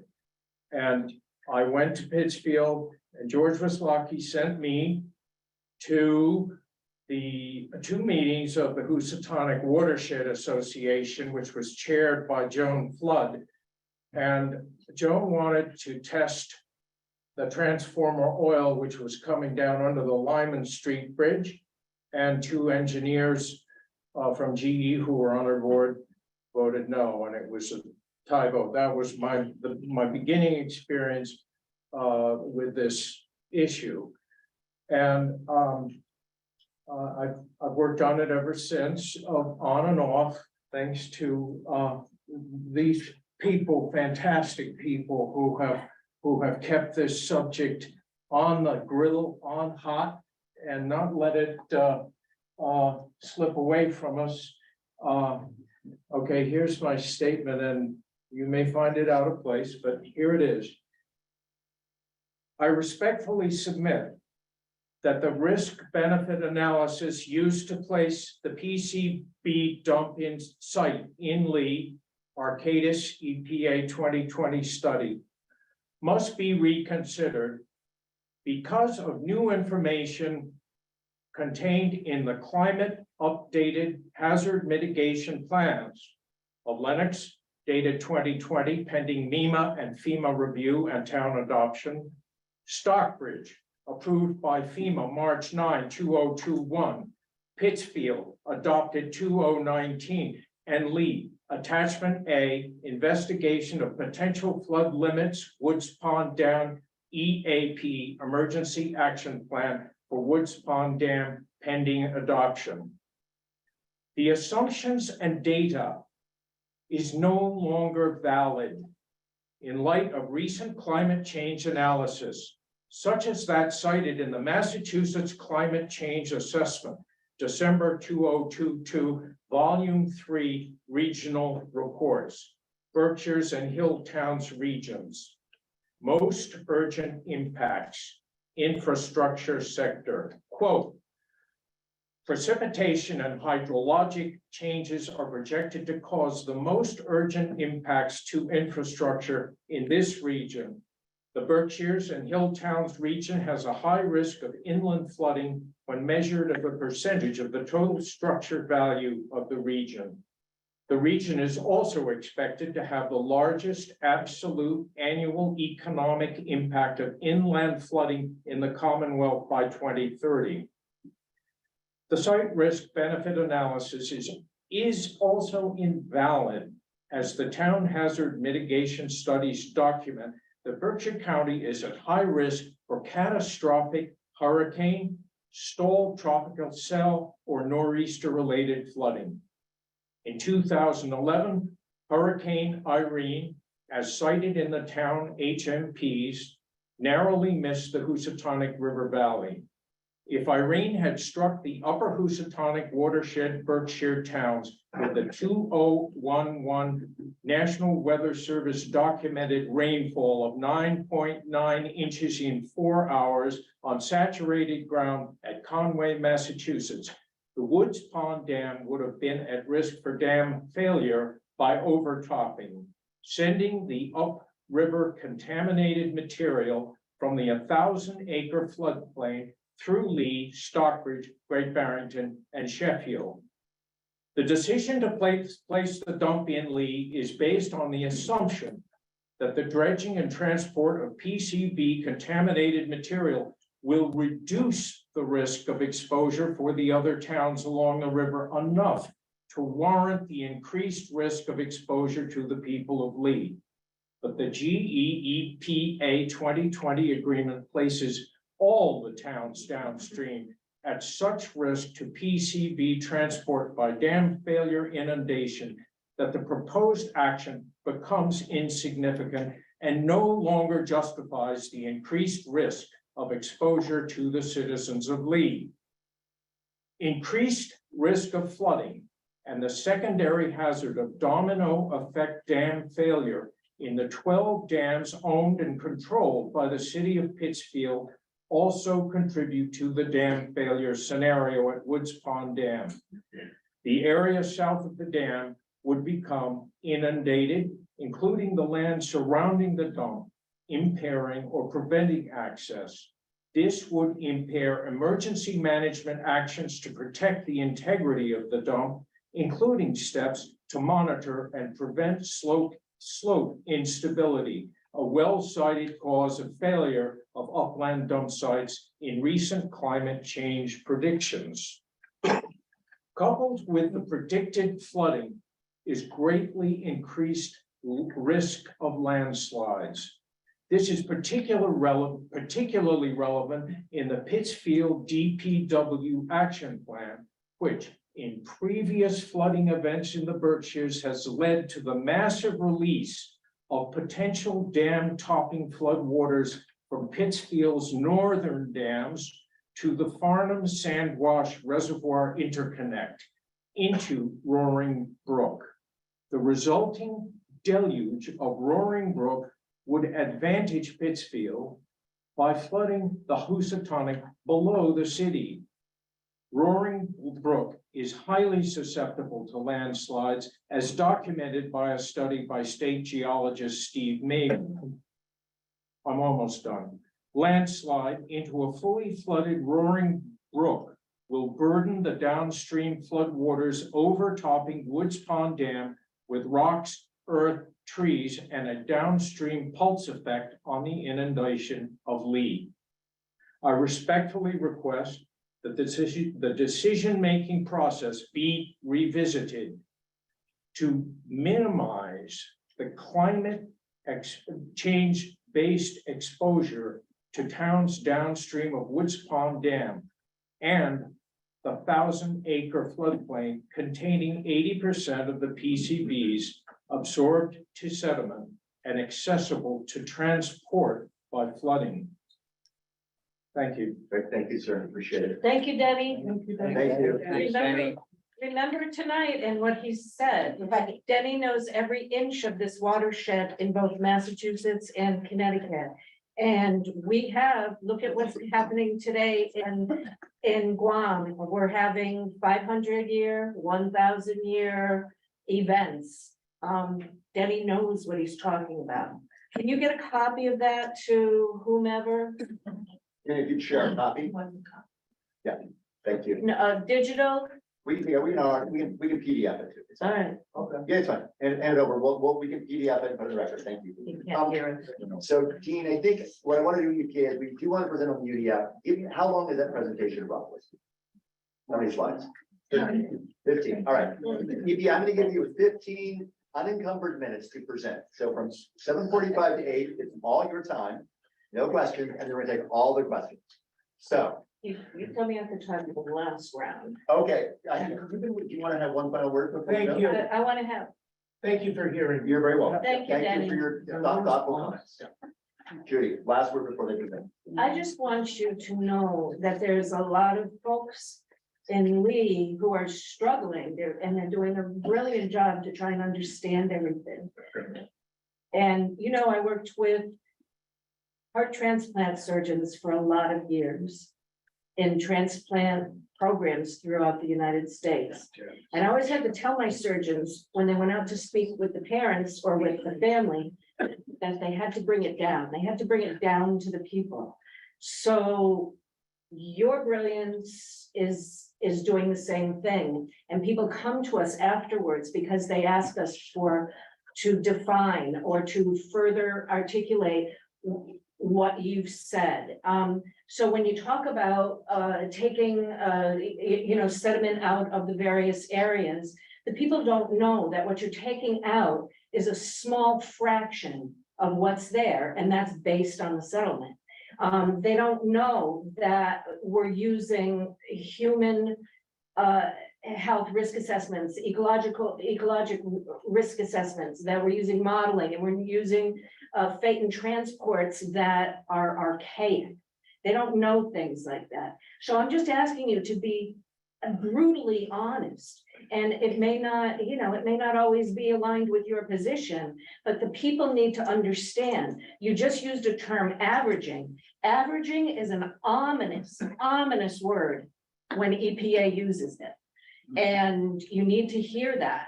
And you need to let them know, or you need to point to me or Tim and say, tell them what averaging really means. So I think I did. in your. I'm trying to be as honest as I can. If it's an average of 25, that means some's gonna be above it and some's gonna be below it. Judy, go ahead. And there's no upper limit, so I am trying to be as honest as I can. I appreciate that, What? but you need, Yeah, Okay, keep I'll going. let you go. I just want to clarify what I keep going. people don't even know. I mean, we've had trouble trying to do the data and the math to figure out what % are you actually taking out of the system? And where are we at? 30%, 35%? Is that what the data is showing us at this point? People don't know that you're only taking out less than 50% of the contamination that's in the system. What you're taking out, you're gonna create a toxic dump and create a sacrifice zone in Lee. And there's a whole bunch that's gonna be left behind that's going to come back to bite us, just like it's done on the Hudson. So fill people in, because we've moved downriver and folks deserve the truth. Dean, can you speak to the question about, I think you mentioned 50 was the. So there's- I I probably inarticulately said that. The permit requires the average concentration be less than 50 parts per million. That's the permit requirement. Certain reaches like Woods Pond. John is going to clarify. Well, into the Into the UDI. All right. After the concentration at the end has to be less than 50 parts per million on average. That's one hard limit. There are also limits in attachment E. Well, I don't want to get into there's limits on areas within the river, like Woods Pond. It has to average less than 25 ppm to go in the UDI. Some of the floodplain soils can average up to 50. So our estimate of what's going to be in the UDI, our estimate, not what's binding in the permit, is an average of 25 ppm. We think that's pretty strong because most of the waste is in the river where the limits are 25 ppm. So yes, it can have up to 50 ppm on average. And yes, it can have certain discrete hits, a sample, when you take a sample in the jar and you analyze it, and it's above 50. If the overall average in Woods Pond is less than 25, that material can go in the UDI.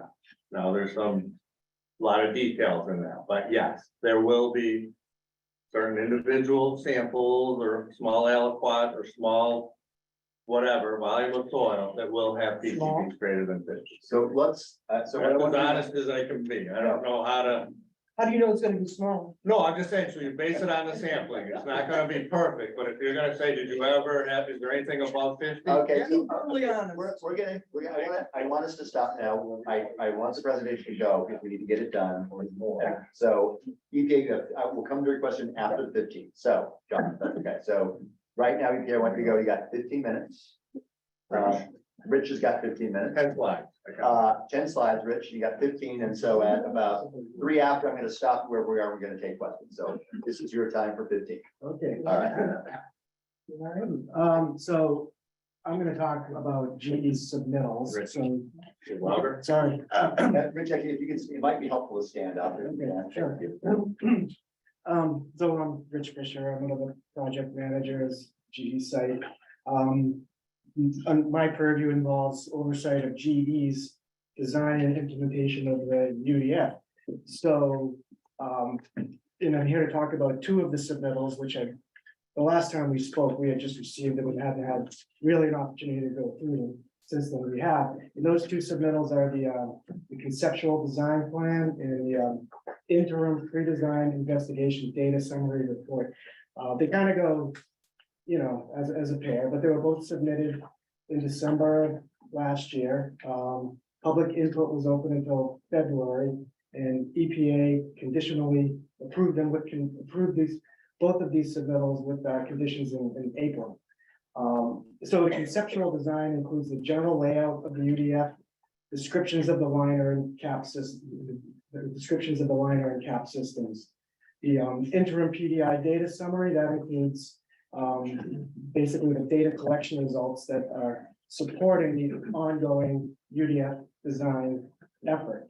I just want to bear in mind that I keep hearing that there's certain things that aren't in there. I just want to point out that it's we expect GE to provide a concept for us to go through before we give them the green light to essentially refine the concept. And that's kind of where we're at. This is the concept.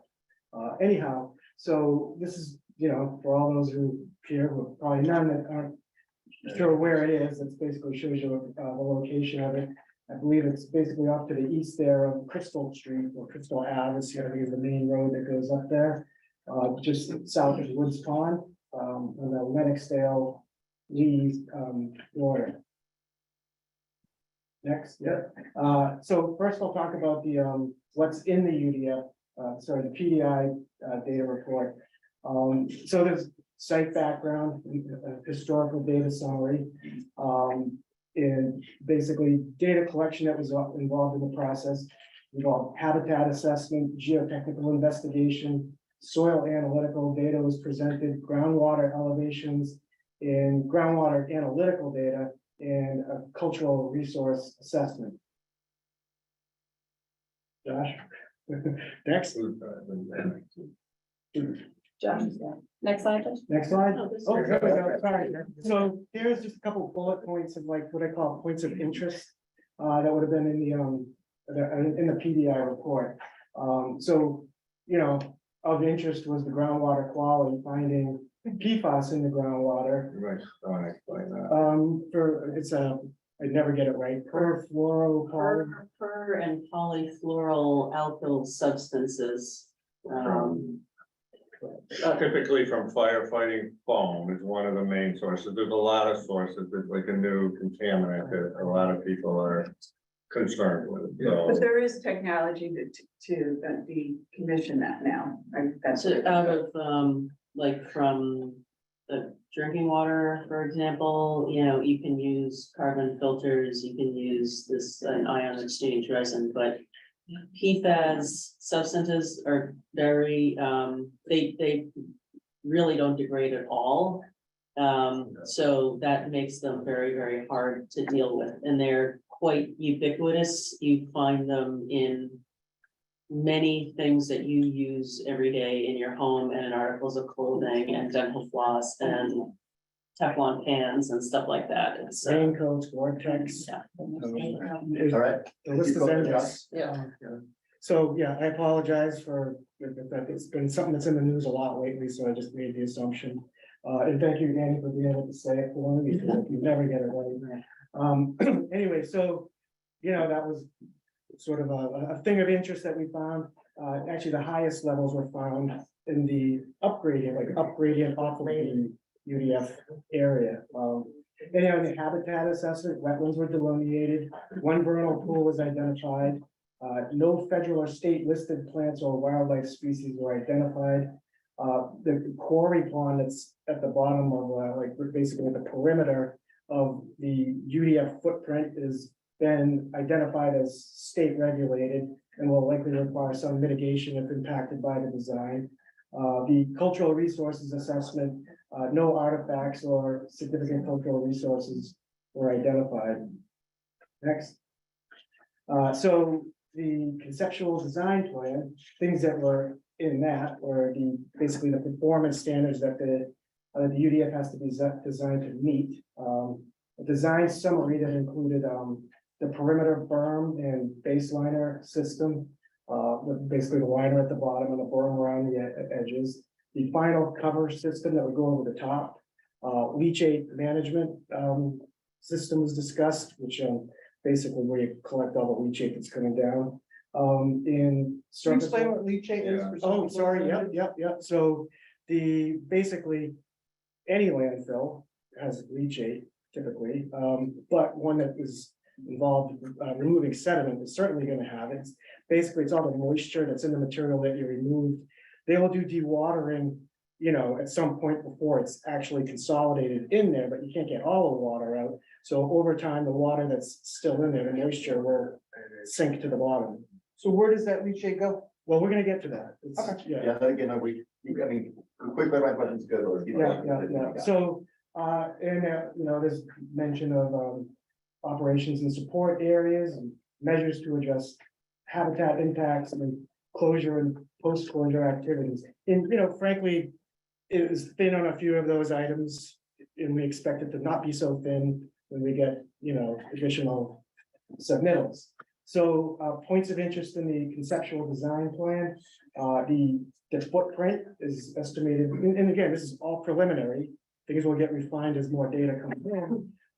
It's 13.2 acres as compared to the permit required maximum limit of 20 acres. The peak elevation is given as 1,096 feet as compared to the permit required maximum of 1,099 feet.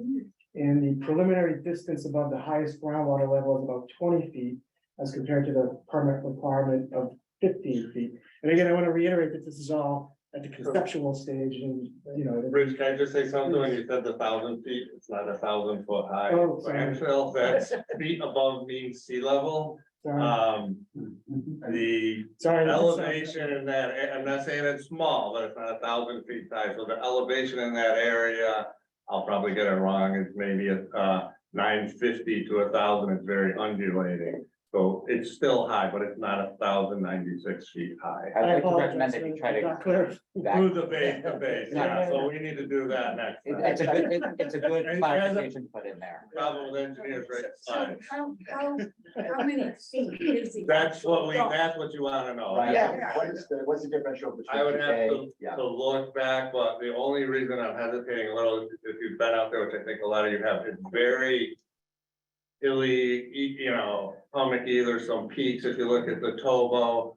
So even the footprint itself probably has a variation in elevation of maybe 50 to 60 feet itself.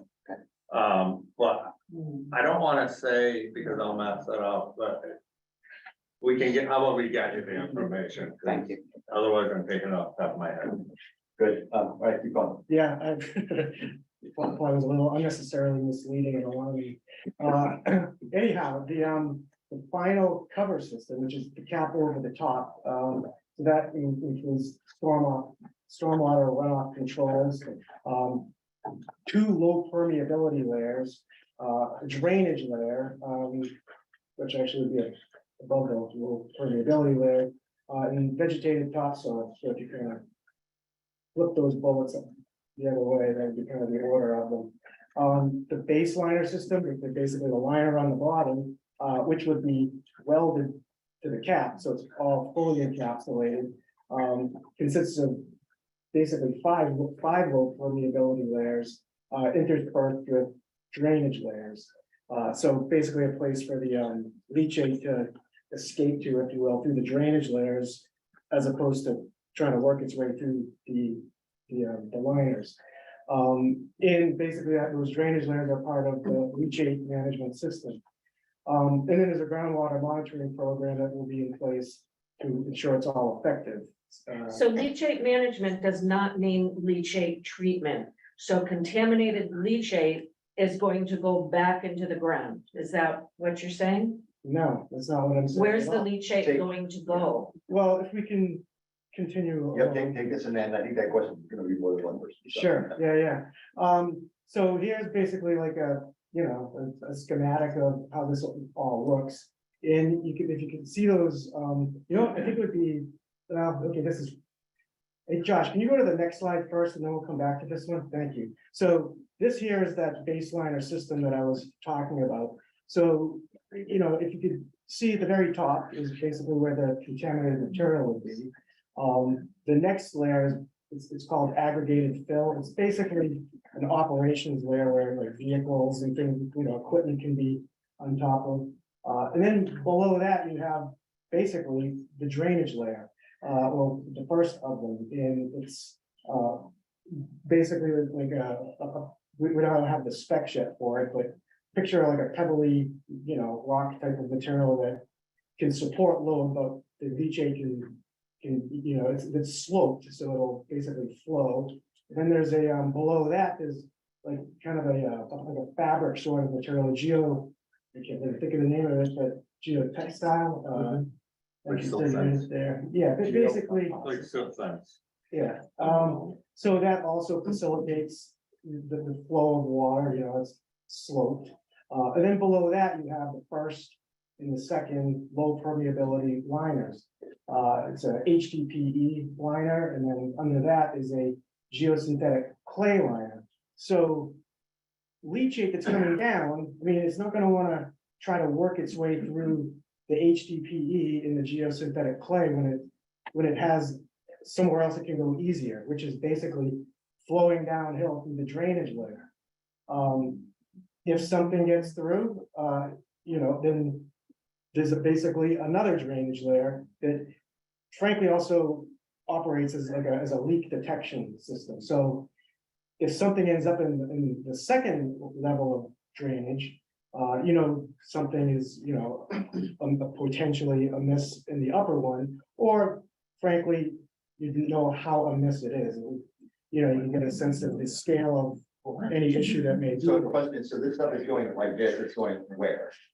So basically it'll go to collection sumps from which it's pumped out, and they'll either have some kind of treatment facility, maybe on site, or they might ship it off site for treatment, but it's gonna be collected and treated. You got 2 more minutes and then we're gonna get questions, so. How many years? No treatment, Forever. no treatment is planned. Let's give it 2 more minutes and we'll come back for questions, so go ahead.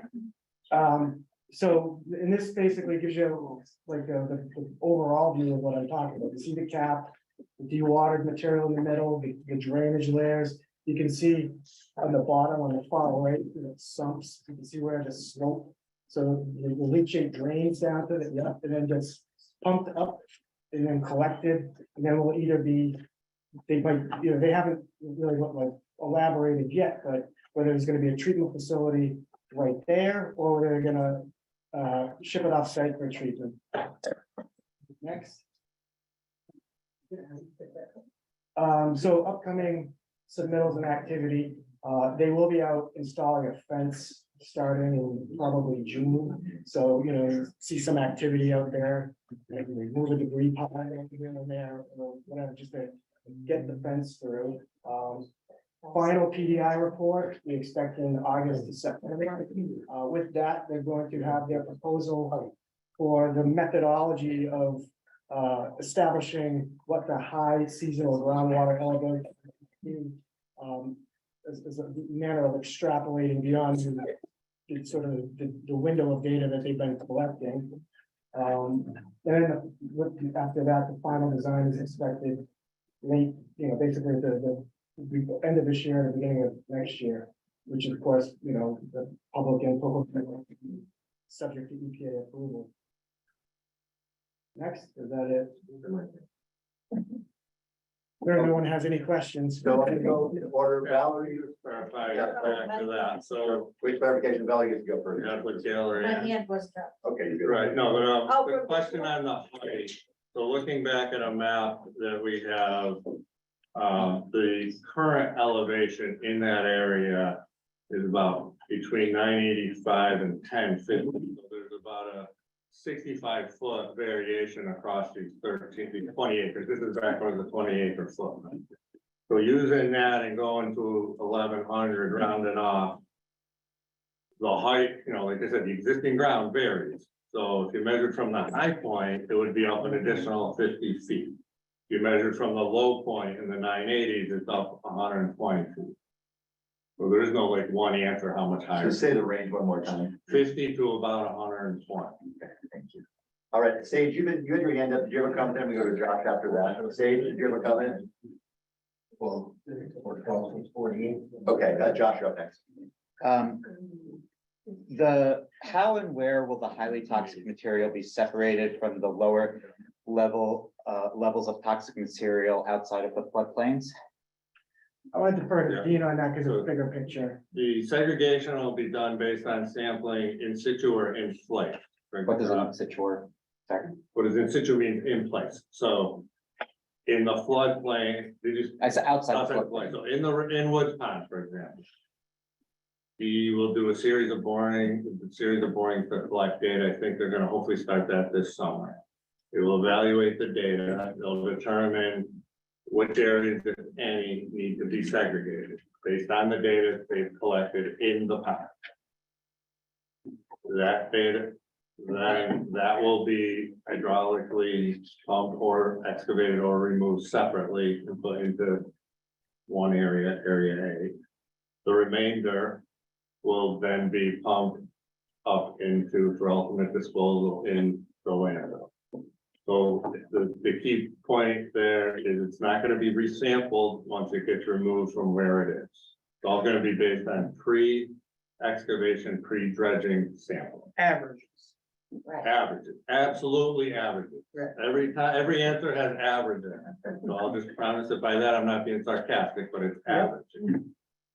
Just for my own personal ignorance, when we're talking about a pond, let's say Rising Pond Dam, it's a big enough body of water with water filling up and sediment at the bottom. And you're boring down and taking, I guess, sediment samples, is that correct? Correct.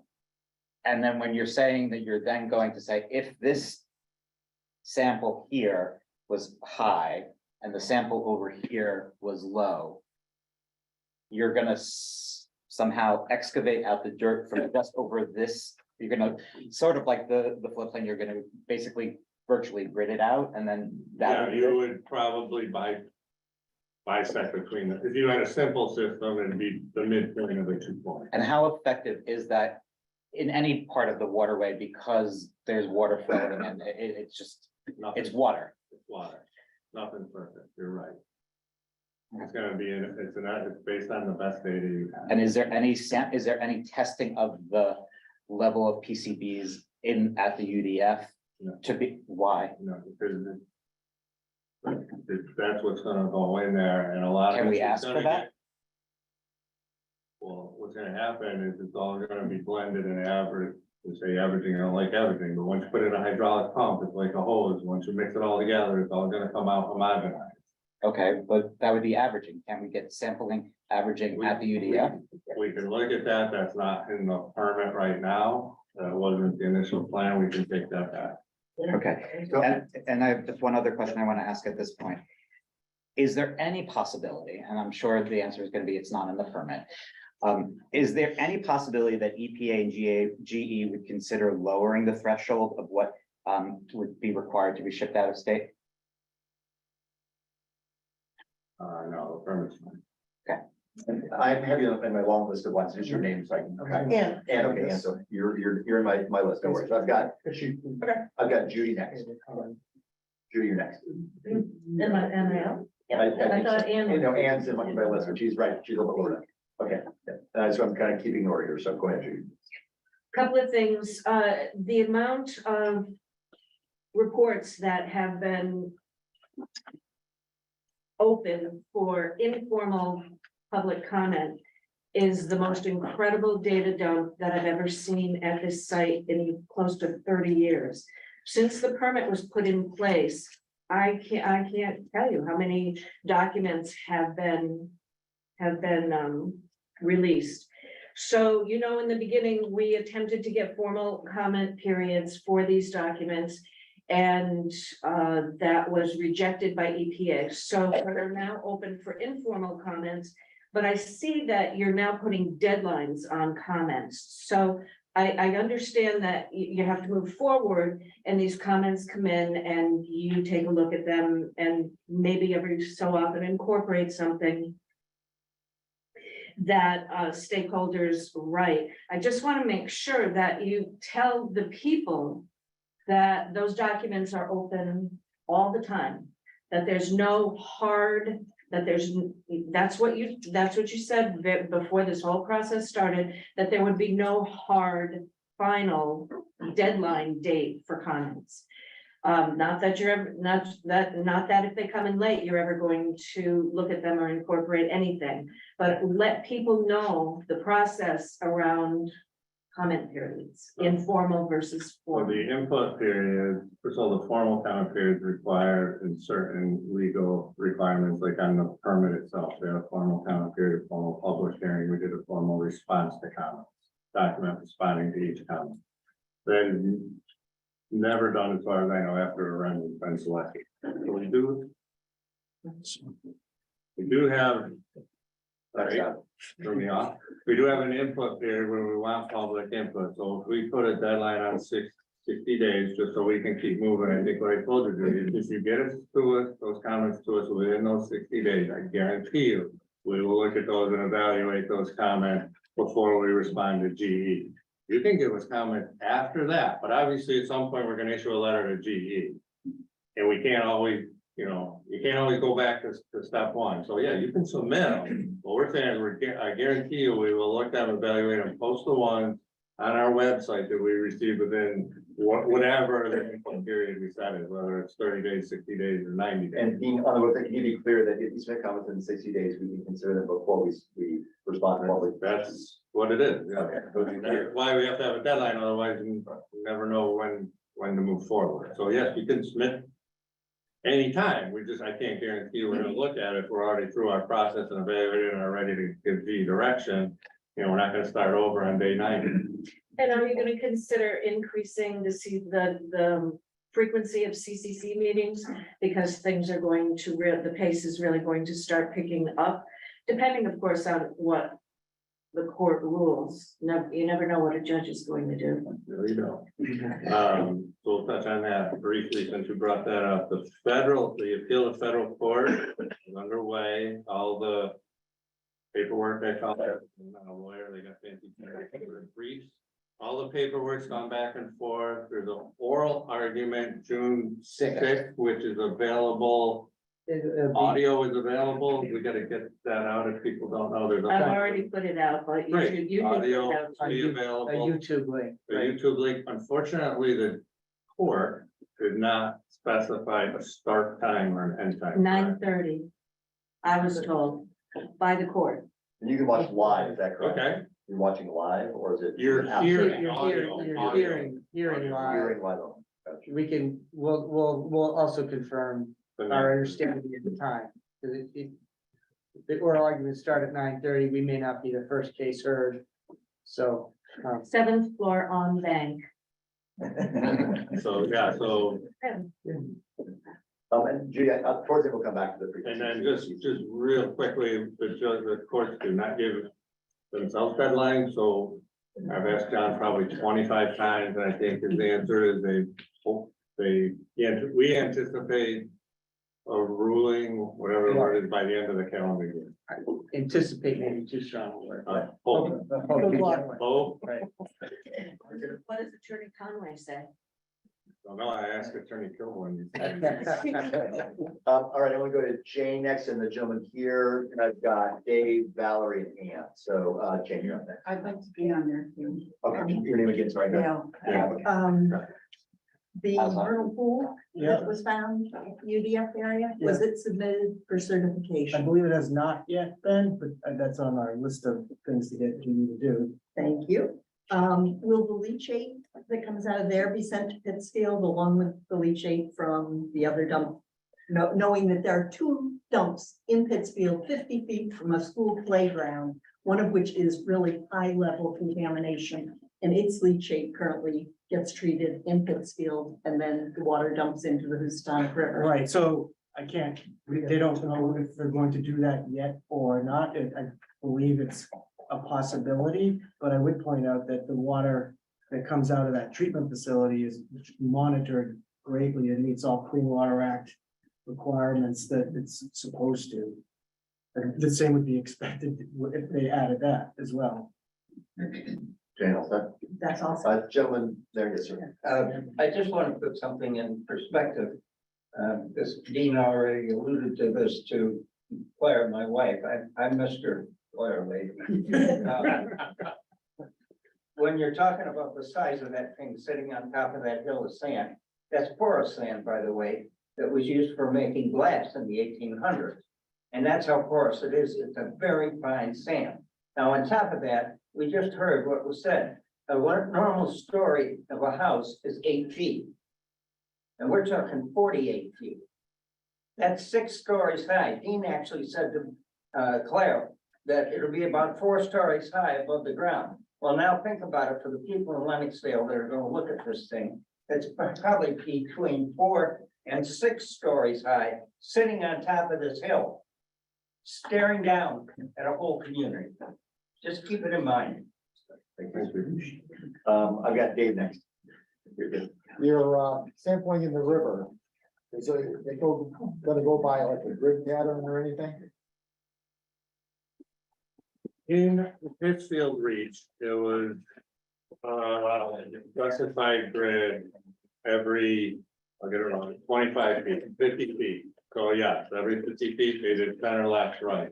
Woods Pond, there is a plan that was put out for public input that shows the location of the proposed sampling. I think it was similar to a grid, but I haven't looked at it that much in detail because there was a lot of existing sampling. Some of it was supplementing the existing sampling.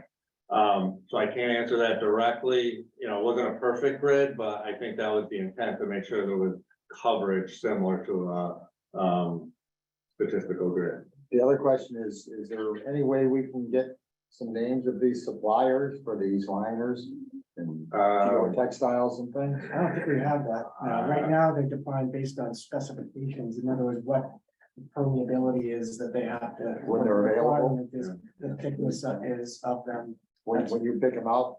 Well, I don't think. He's gonna propose one and the final, for the sequences, they'll give a final design, they may say 60 mil equivalency.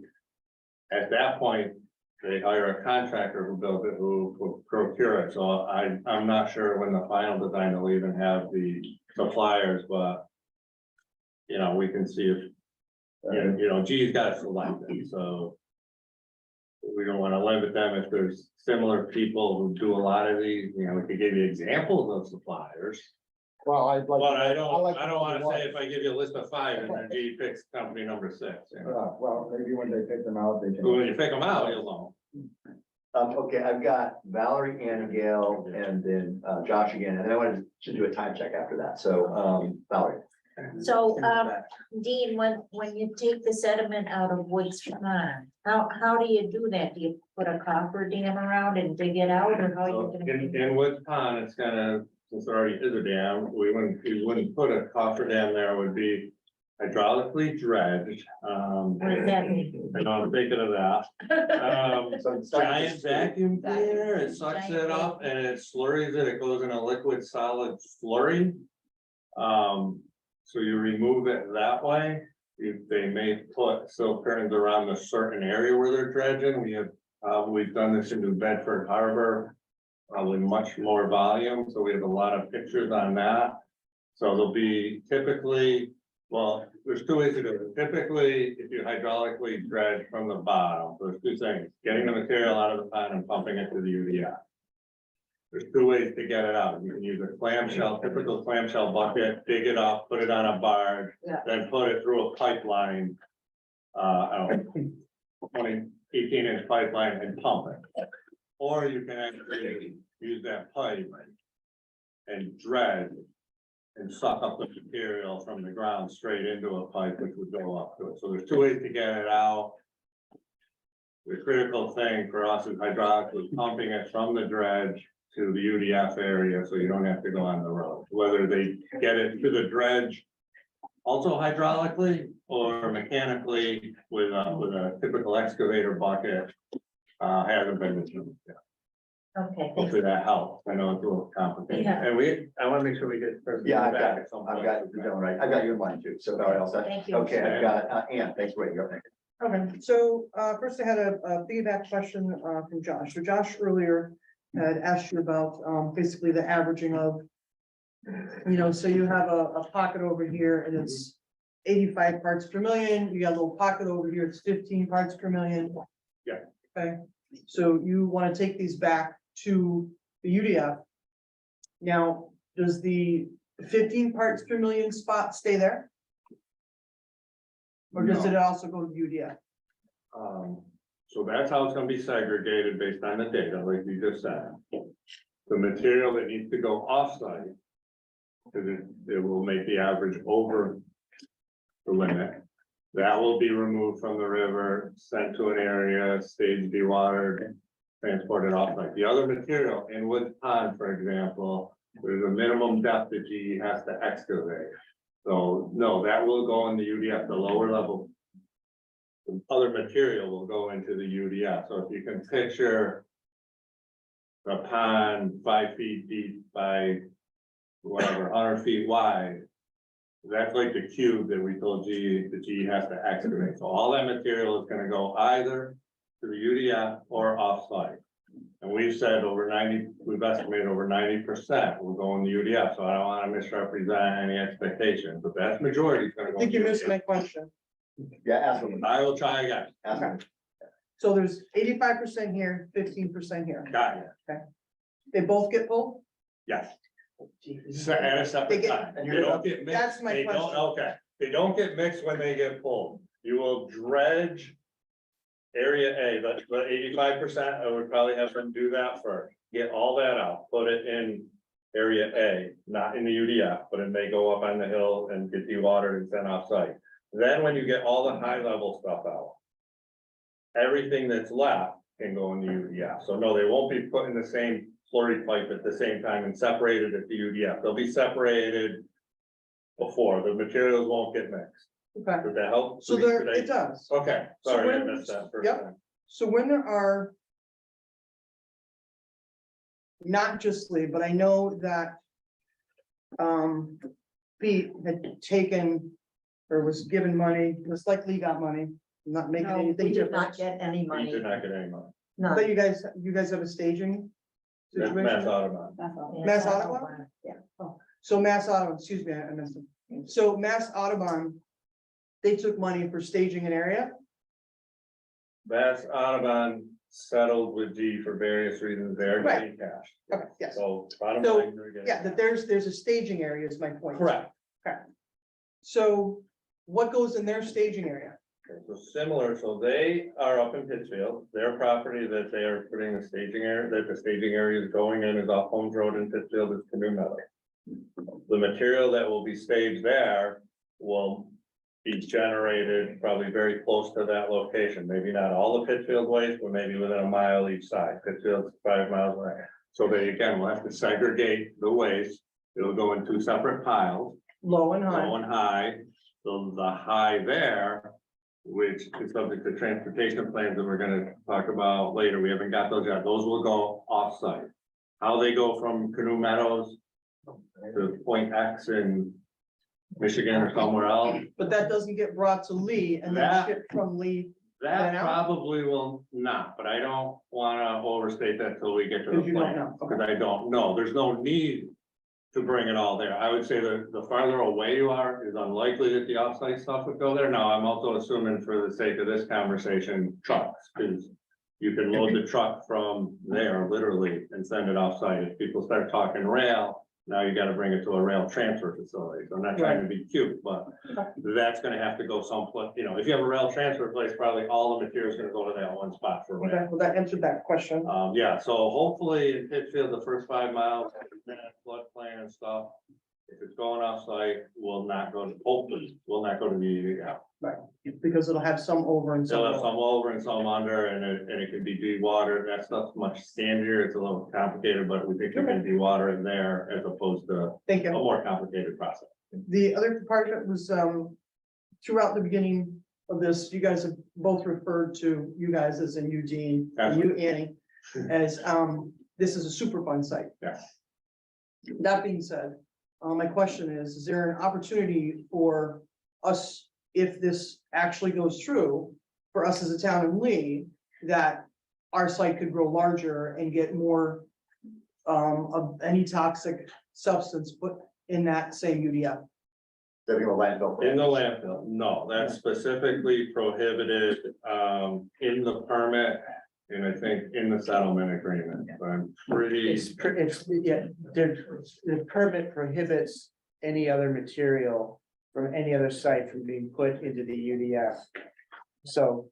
I'm aware that it's in there. I wanted it stated out yeah, loud. no, okay. So- And also, correct, to further that, so rest of river, this process, this permit starts at the confluence in Pittsfield downstream of the first 2 miles. So any other waste that's generated upstream of that, which there still is a little bit, cannot go here either, even if it's still both part of the same GE Pittsfield.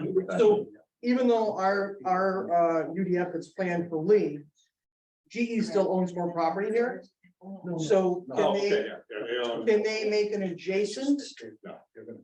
and add something? From another place, no. They cannot. They cannot. Charlie, only because you're such a great, Right, yeah. deep resounding voice, it's hard to. And my last final part of this is, earlier, Annie, you mentioned that there would be prize money possibility for doing this, putting out there about technology and stuff. I'd like to ask you both, and maybe you guys can each have an answer for me. I've lived in Lee most of my life. I have some people that I care about that are very, very close to where this UDF proposed area would be.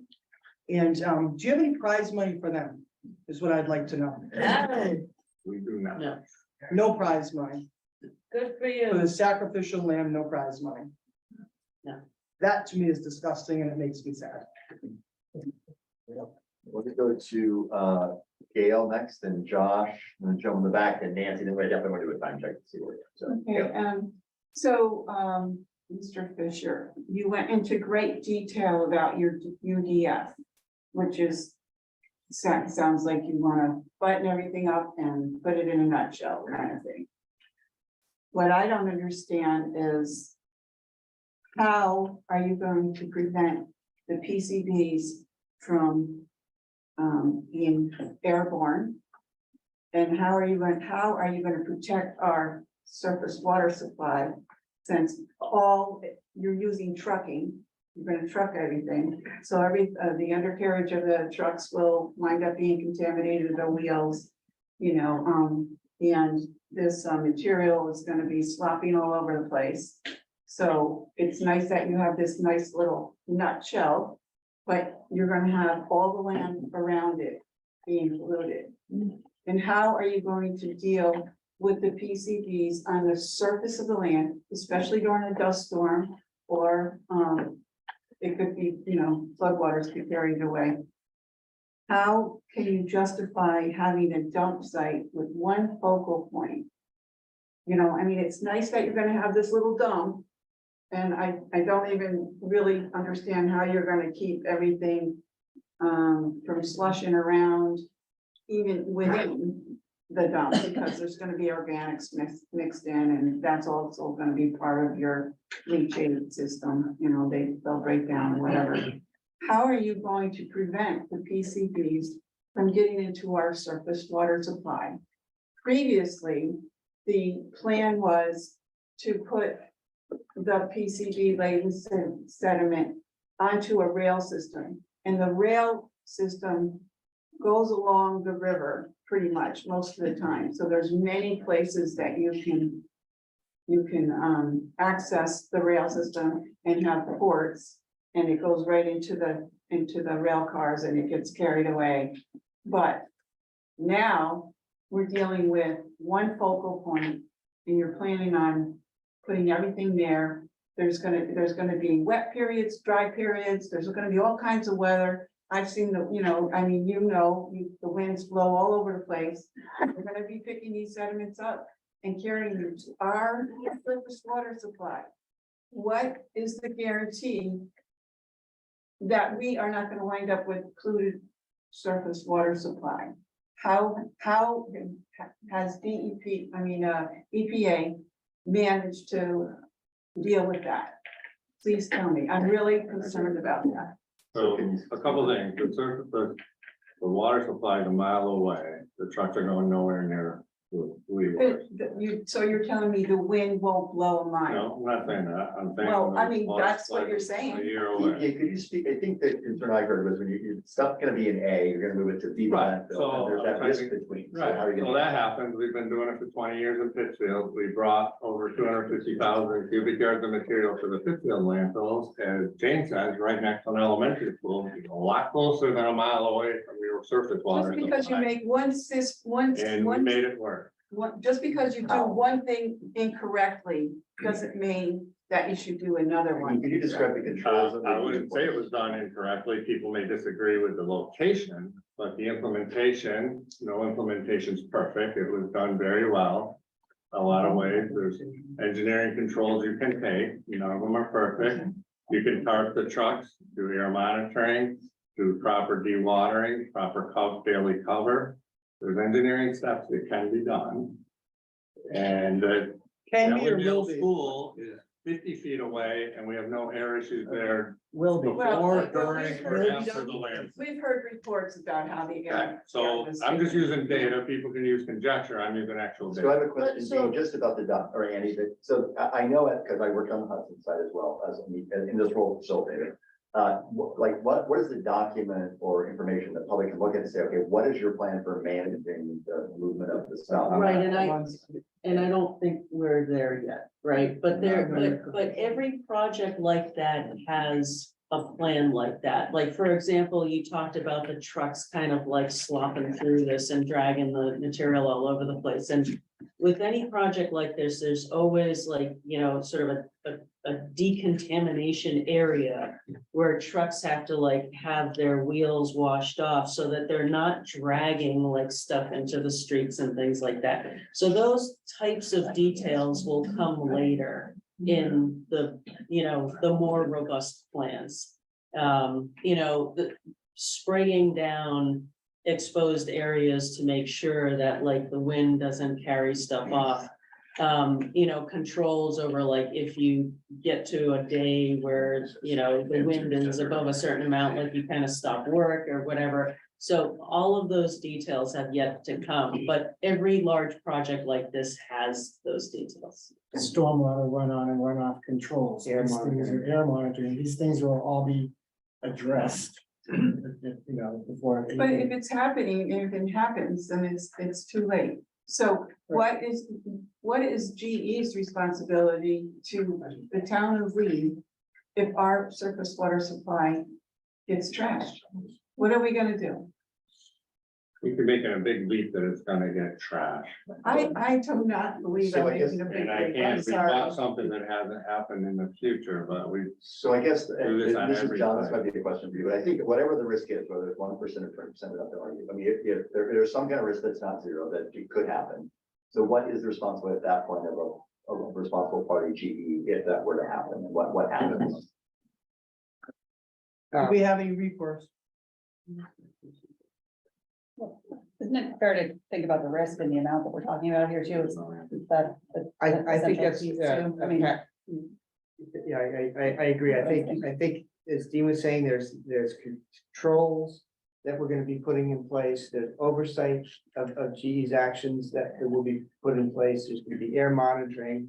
And so Pat, I don't want to answer that question. I can think, I want to, right now, off the top. So you are gonna provide that, you're gonna make sure that information is available to the public to review. On the controls and the air monitoring, the truck decontamination, oh, definitely. Because to me, all right, I know I have been late, I don't want this, but one more, to me, it makes a lot more sense to put this stuff on a rail car and ship it to a certified site where there aren't, where the population hopefully is a lot less. And it's already been polluted to begin with. To me, that makes the most sense. The 2016 permit makes a whole lot more sense than what you all party decided to do an executive session without our input. It Right, just makes me furious, I can't help it. yeah, I just feel like you are dumping on us. And, so and it's not necessary. John, It's the totally problems, not I wanna go to necessary. Joshua. it All just, you're doing is saving GE money. And I know that it's really wonderful to create something and have a nice engineering project. But this is our town. We don't want your engineering project. That's my comment. yeah, Okay. so one thing I do want to put, and you know, I can understand those comments and we are gonna be making, every effort we can to make sure that the UDF is protected. One thing I do want to put in context, though, is that we have a permit, we have a plan to address the disposal and the river cleanup. And legally speaking, we can't, it's a whole. And we can't swap the UDF and immediately unilaterally change to do all offsite now. Because that's not part of the permit. We can't EPA can't unilaterally immediately change the permit. We have to do it during, like we did, put out a permit for comment, we'd have to go through the whole remedy selection process again. And that would be subject to appeals by GE, including the requirement to go off-site and including the river cleanup. So GE would be able to appeal the river cleanup, including the enhancements to the river cleanup that were It's a in the lousy settlement. plan. I wish you would let it start all over. It's a lousy plan. We don't like it. So, And you're pushing it on us and you're supposed to protect us. Josh, You're not doing your job. you're the next. Yeah, I want to touch on monitoring, safety and rails. Let's start with monitoring. The Lee Board of Health concluded that monitoring of the UDF is frequently mentioned as an important factor in maintaining safety. The responsibility for monitoring appears to be placed solely in the hands of GE contractors. GE has a history of monitoring failures that have been documented in the public press. Utilizing GE as the responsible monitor does not appear to maximize the health of Lee residents given this history. The Lee Board of Health and other boards of health in the area likely lack the budget and expertise to be outside monitoring agencies. And locally, we don't really have Department of Environmental Protections within our towns. When I brought up the fact that our townspeople wanted independent monitoring and supervision of monitoring, independent of GE and EPA, Kelsey was very resistant to this and really pushed back on me and was unwilling to allow for, said that basically was unwilling to accept independent monitoring. Why is the EPA unwilling to allow the town of Lee or other interested parties to be able to be on site to have on-site monitors for the site? I don't believe at $25 million, if they want to spend it on monitoring, they're welcome to do that. So what Kelsey told me previously was incorrect, that we could, that our town can go on site to do If monitoring. they have safety yeah. Kelsey, do you want to training, clarify? I'll let Kelsey say what she said, but if they have proper safety training, yeah.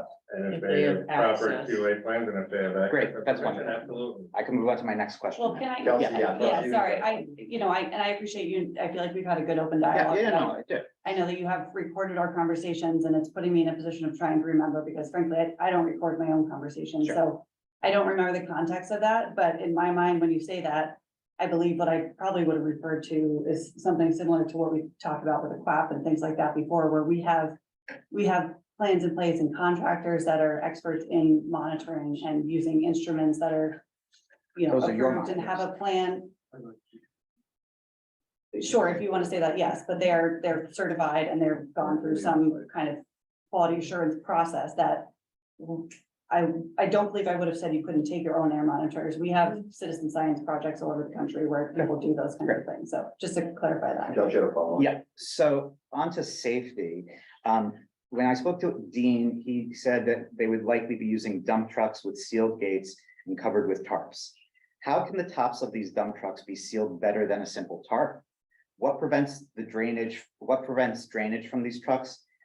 And thinking creatively, what are additional safety measures that have been used at other remediation projects that have not been included in the plans for remediation of the Housatonic River and the creation of the UDF involving trucking? Can we come up with a better system than a simple tarp on top of our trucks? Something like that. We don't have these transportation plan yet, so we can look at that. Do you have examples elsewhere of something that was more protected? I can check on some other sites in Raymark. There's a way to strap them down more with bungee cord, make them a tighter seal than what you would typically see with a gravel. If they're coming out of the lane gravel pit, they roll it and there's a little gap in the top and bottom. Yeah, we can look at four signature covers, tailgate. Typically you'll swing open and the stuff will slide out if you want to seal that tailgate. And we can look at the more recent project and see what they've done. So actionable, but sort of best practices for managing transportation of waste in the. And another safety question.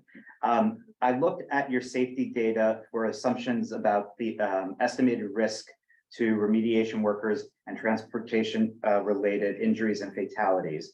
And you approximated this as approximately 7.5 injuries and 0.35 fatalities.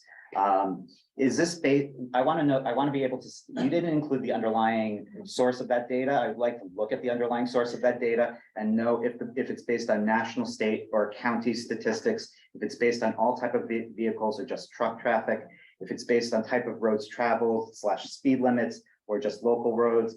Is it based on all ages and genders of drivers or data that's reflective of the likely profile and age of the workers? Look at the underlying assumptions. Yeah. Data. And then for rails, Dean, you had said that that basically since GE had not yet said anything word one about rails, that you think it's very unlikely. I may be paraphrasing, so I want you to maybe say this. As I've explained many times, the rail, it may be feasible, but you don't just sidle up to a rail. Just because the rail track goes right by your parcel, you can't wait, hey, stop train, I'm gonna pull you over, I'm gonna load you with the thing. You have to have a spur, a rail spur has to come off. So you're gonna need a staging area, you're gonna need a pretty decent sized space. And you're gonna have to get the material to that staging area. So you'd have to have either one major staging area and bring all the stuff there, then you have one rail spur staging area, and all the material has to now get trucked to that spot.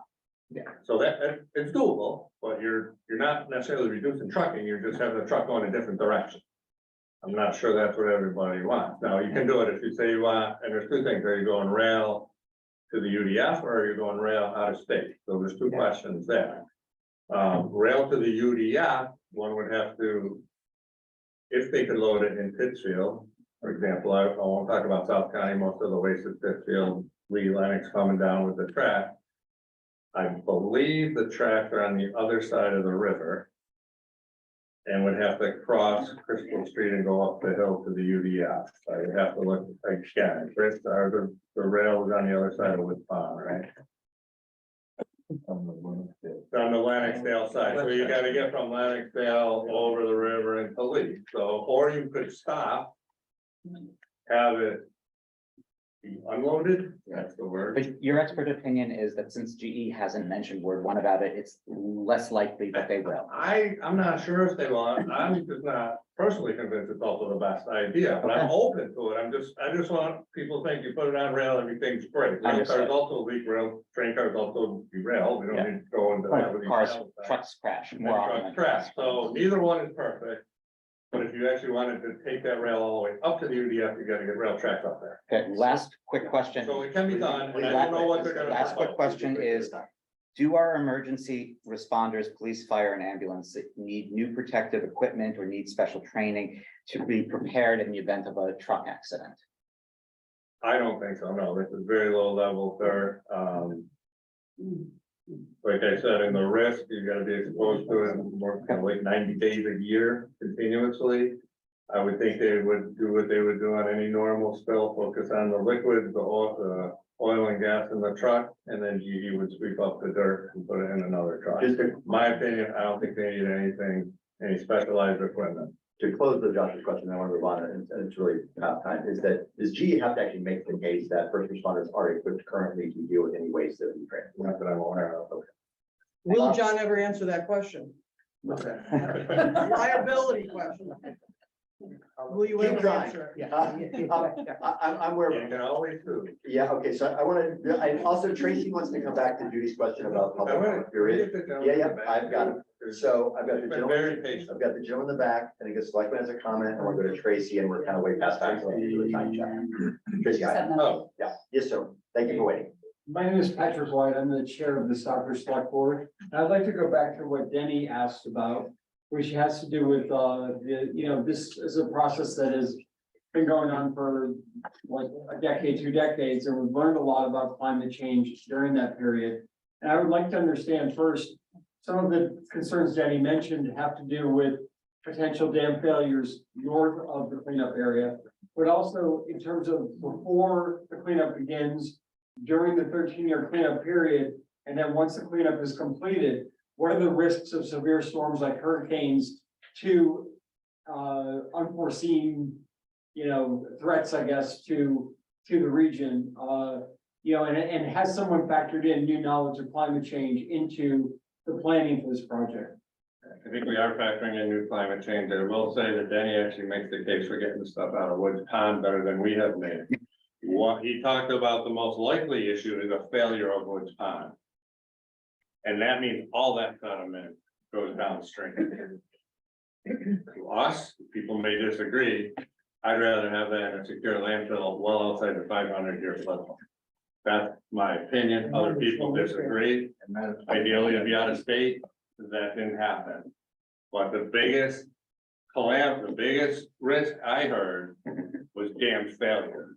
And the best way to mitigate the PCB risk is to get the PCBs out of the river. Yeah. I want to hold up on that. I think, go ahead, you could be quick, because we're really past time. So, Gord, did you want to comment?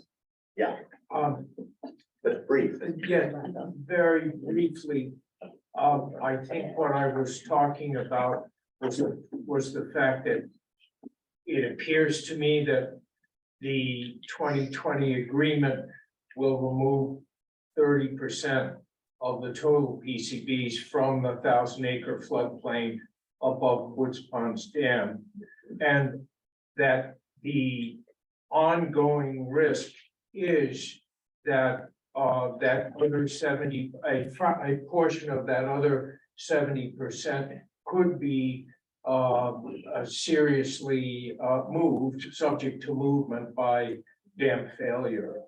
So that's where I'm coming from. So everything's a balance. We're trying to get the stuff that poses a risk. We're having enough problems disposing of 1 million cubic yards. Do we really want to dredge 3 million cubic yards? Yes. Some people might, but then I keep hearing more trucks, more landfills, more. Okay, so let's go to the. We did a balance. We picked this remedy. People could pick more, could pick less. What we pick. We should have picked the remedy. So, because it's late, select board, I don't know if you had any questions you wanted to pose. I'll go to Tracy and we'll probably get to closing here. I don't have any questions. Bob Jones, lead select board. I'm the chairman of the board. I don't have any questions, but I'll just very briefly, it's getting late. Revisit the elephant in the room, and that is this agreement in 2016 was imperfect, but it was generally acceptable, I think, to most parties involved. The 2019-2020 agreement is not. We know how the agreement was made. I represent a town, give or take 5,500 people who woke up one morning to find out that there's going to be a toxic waste dump in their town over an aquifer. They had no say in it. There were 3 people in the town of Lee that made a decision for 5,500. And basically the whole rest of the river cleanup was made by, if you talk about just the towns, was made by about 20 people for tens of thousands in the river corridor. And Lee, the bastard stepchild of the Berkshires. The most, the one with the least economic prosperity was chosen as a source for the dump, as a depository for the dump. And that, I mean, I've taken civics courses, I'm 70 years old, taken civics courses, I've taken history courses. It flies in the face of everything I ever thought I knew about this country. And I fear that when this is all said and done, 20 years from now, 30 years from now, 40 years from now, it's my grandchildren, my great grandchildren who are going to say, how the hell could they have ever have done that? And they're not going to say that about me, but they're going to say that to some of the people in this room, and they're saying, and to the select boards that now won't even talk, won't even have a conversation with the town of Lee. We have been isolated by this agreement from the other Berkshire towns. And I could go on for a long, long time, but it's late, and that's all I have to say for tonight. Are there other select board comment or questions from you all before we wrap? I got a two-part question. I'm not clear on the leachate, what do you do with that? How do you process that? There's three options with the leachate. It's gonna be collected and put in a tank. You could build a treatment plant at the UDF facility. Typically, it would be a settling clarifier, which settles out the solids. It goes through a sand filter, it goes through carbon filters. The PCBs will absorb onto the carbon filters. The water gets tested, it gets discharged to the surface water, probably back to the river. That's what's done in Pittsfield. The leachate collected in Pittsfield goes to GE's treatment facility on East Street, gets treated, gets discharged to the river. As Rich said, that's one option. GE could elect to transport via tanker truck and material to Pittsfield. Third option is they could tanker truck it to an offsite location and have it treated elsewhere. So there's three places where it could get treated. But there are treatment methods that remove the PCBs from liquid leachate. The second part of the question is, when you speak of slurry going through a pump, that's got to be a pretty amazing pump to push it. What's the ratio of the water to the PCB solid? When you slurry it, it's usually pretty high water ratio, which is a challenge. It's gonna be a high percent of water. That material is gonna need to be dewatered. Much more than say in Pittsfield, when you mechanically excavate it, or other areas where it's sandy, even behind Columbia Mill Dam might be more sandy. You can let it gravity drain almost, and then you're loading it into a truck. So yes, there's a high percentage of water when you slurry it, absolutely. And that water has to get treated. Yes. So when you're talking 1 million cubic yards of solids, you're also talking no less than 1 million cubic yards of salt. That's a lot of water to be treated. I agree. How big of a motor for the pump that's going to, Could be Pump. more than one pump, but I don't know. that's gonna pump up like, you know, a gradient like that? I don't know. It's gonna be big, it's gonna be loud. I would say a lot of that may have happened regardless. I know the UDF, the issue, and these are also very real issues. Some of that is gonna happen no matter what, if you're expert. I'm not minimizing it. I get the UDF, the issue, but a lot of that, those issues are gonna be there whether it goes in state or out of state. It doesn't mean they're not issues. They're very legitimate issues, but. So I want to go to Tracy Iott this late, last comment here, and then we're gonna close. So Tracy Iott, if you could go, do you want to just kind of share your response? Yeah, I'll get one more. That's right. I mean, you Okay. Tracy next, Tracy Iott, are you still on the phone? Sure, I'm here. I'll be real quick. Just to respond to the request for additional time. We'll extend the time period to provide feedback on the design of the sign until June 9th.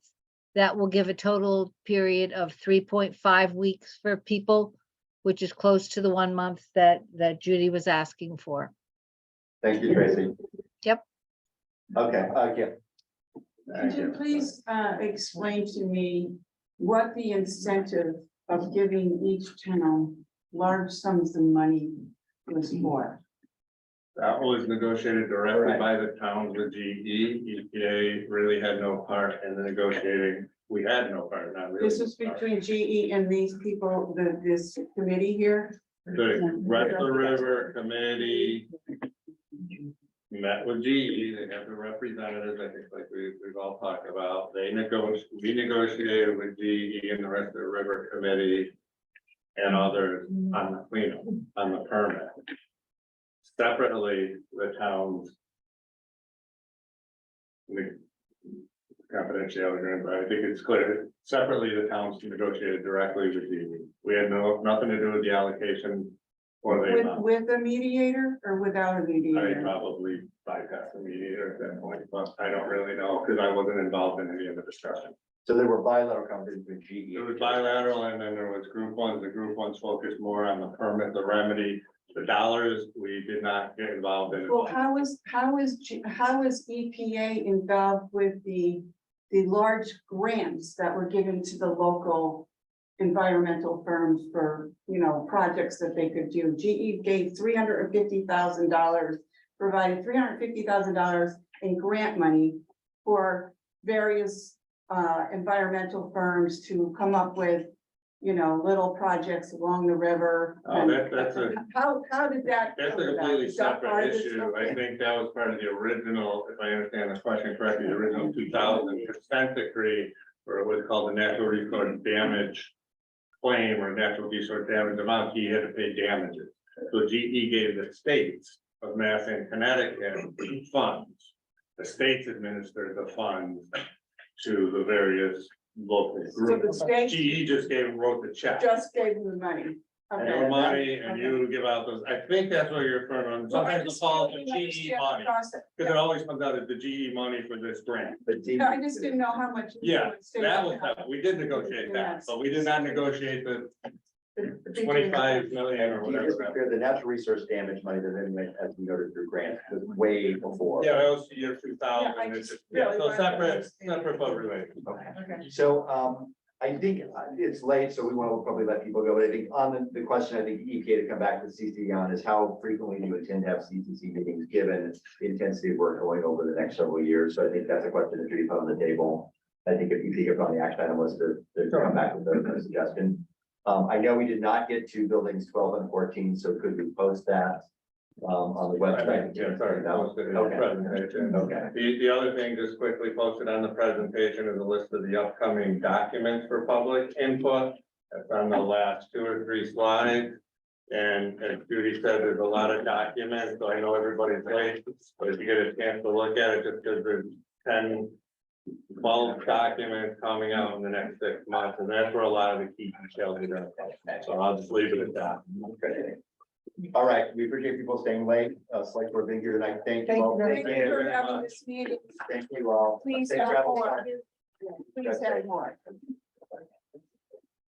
Nice. Thank you.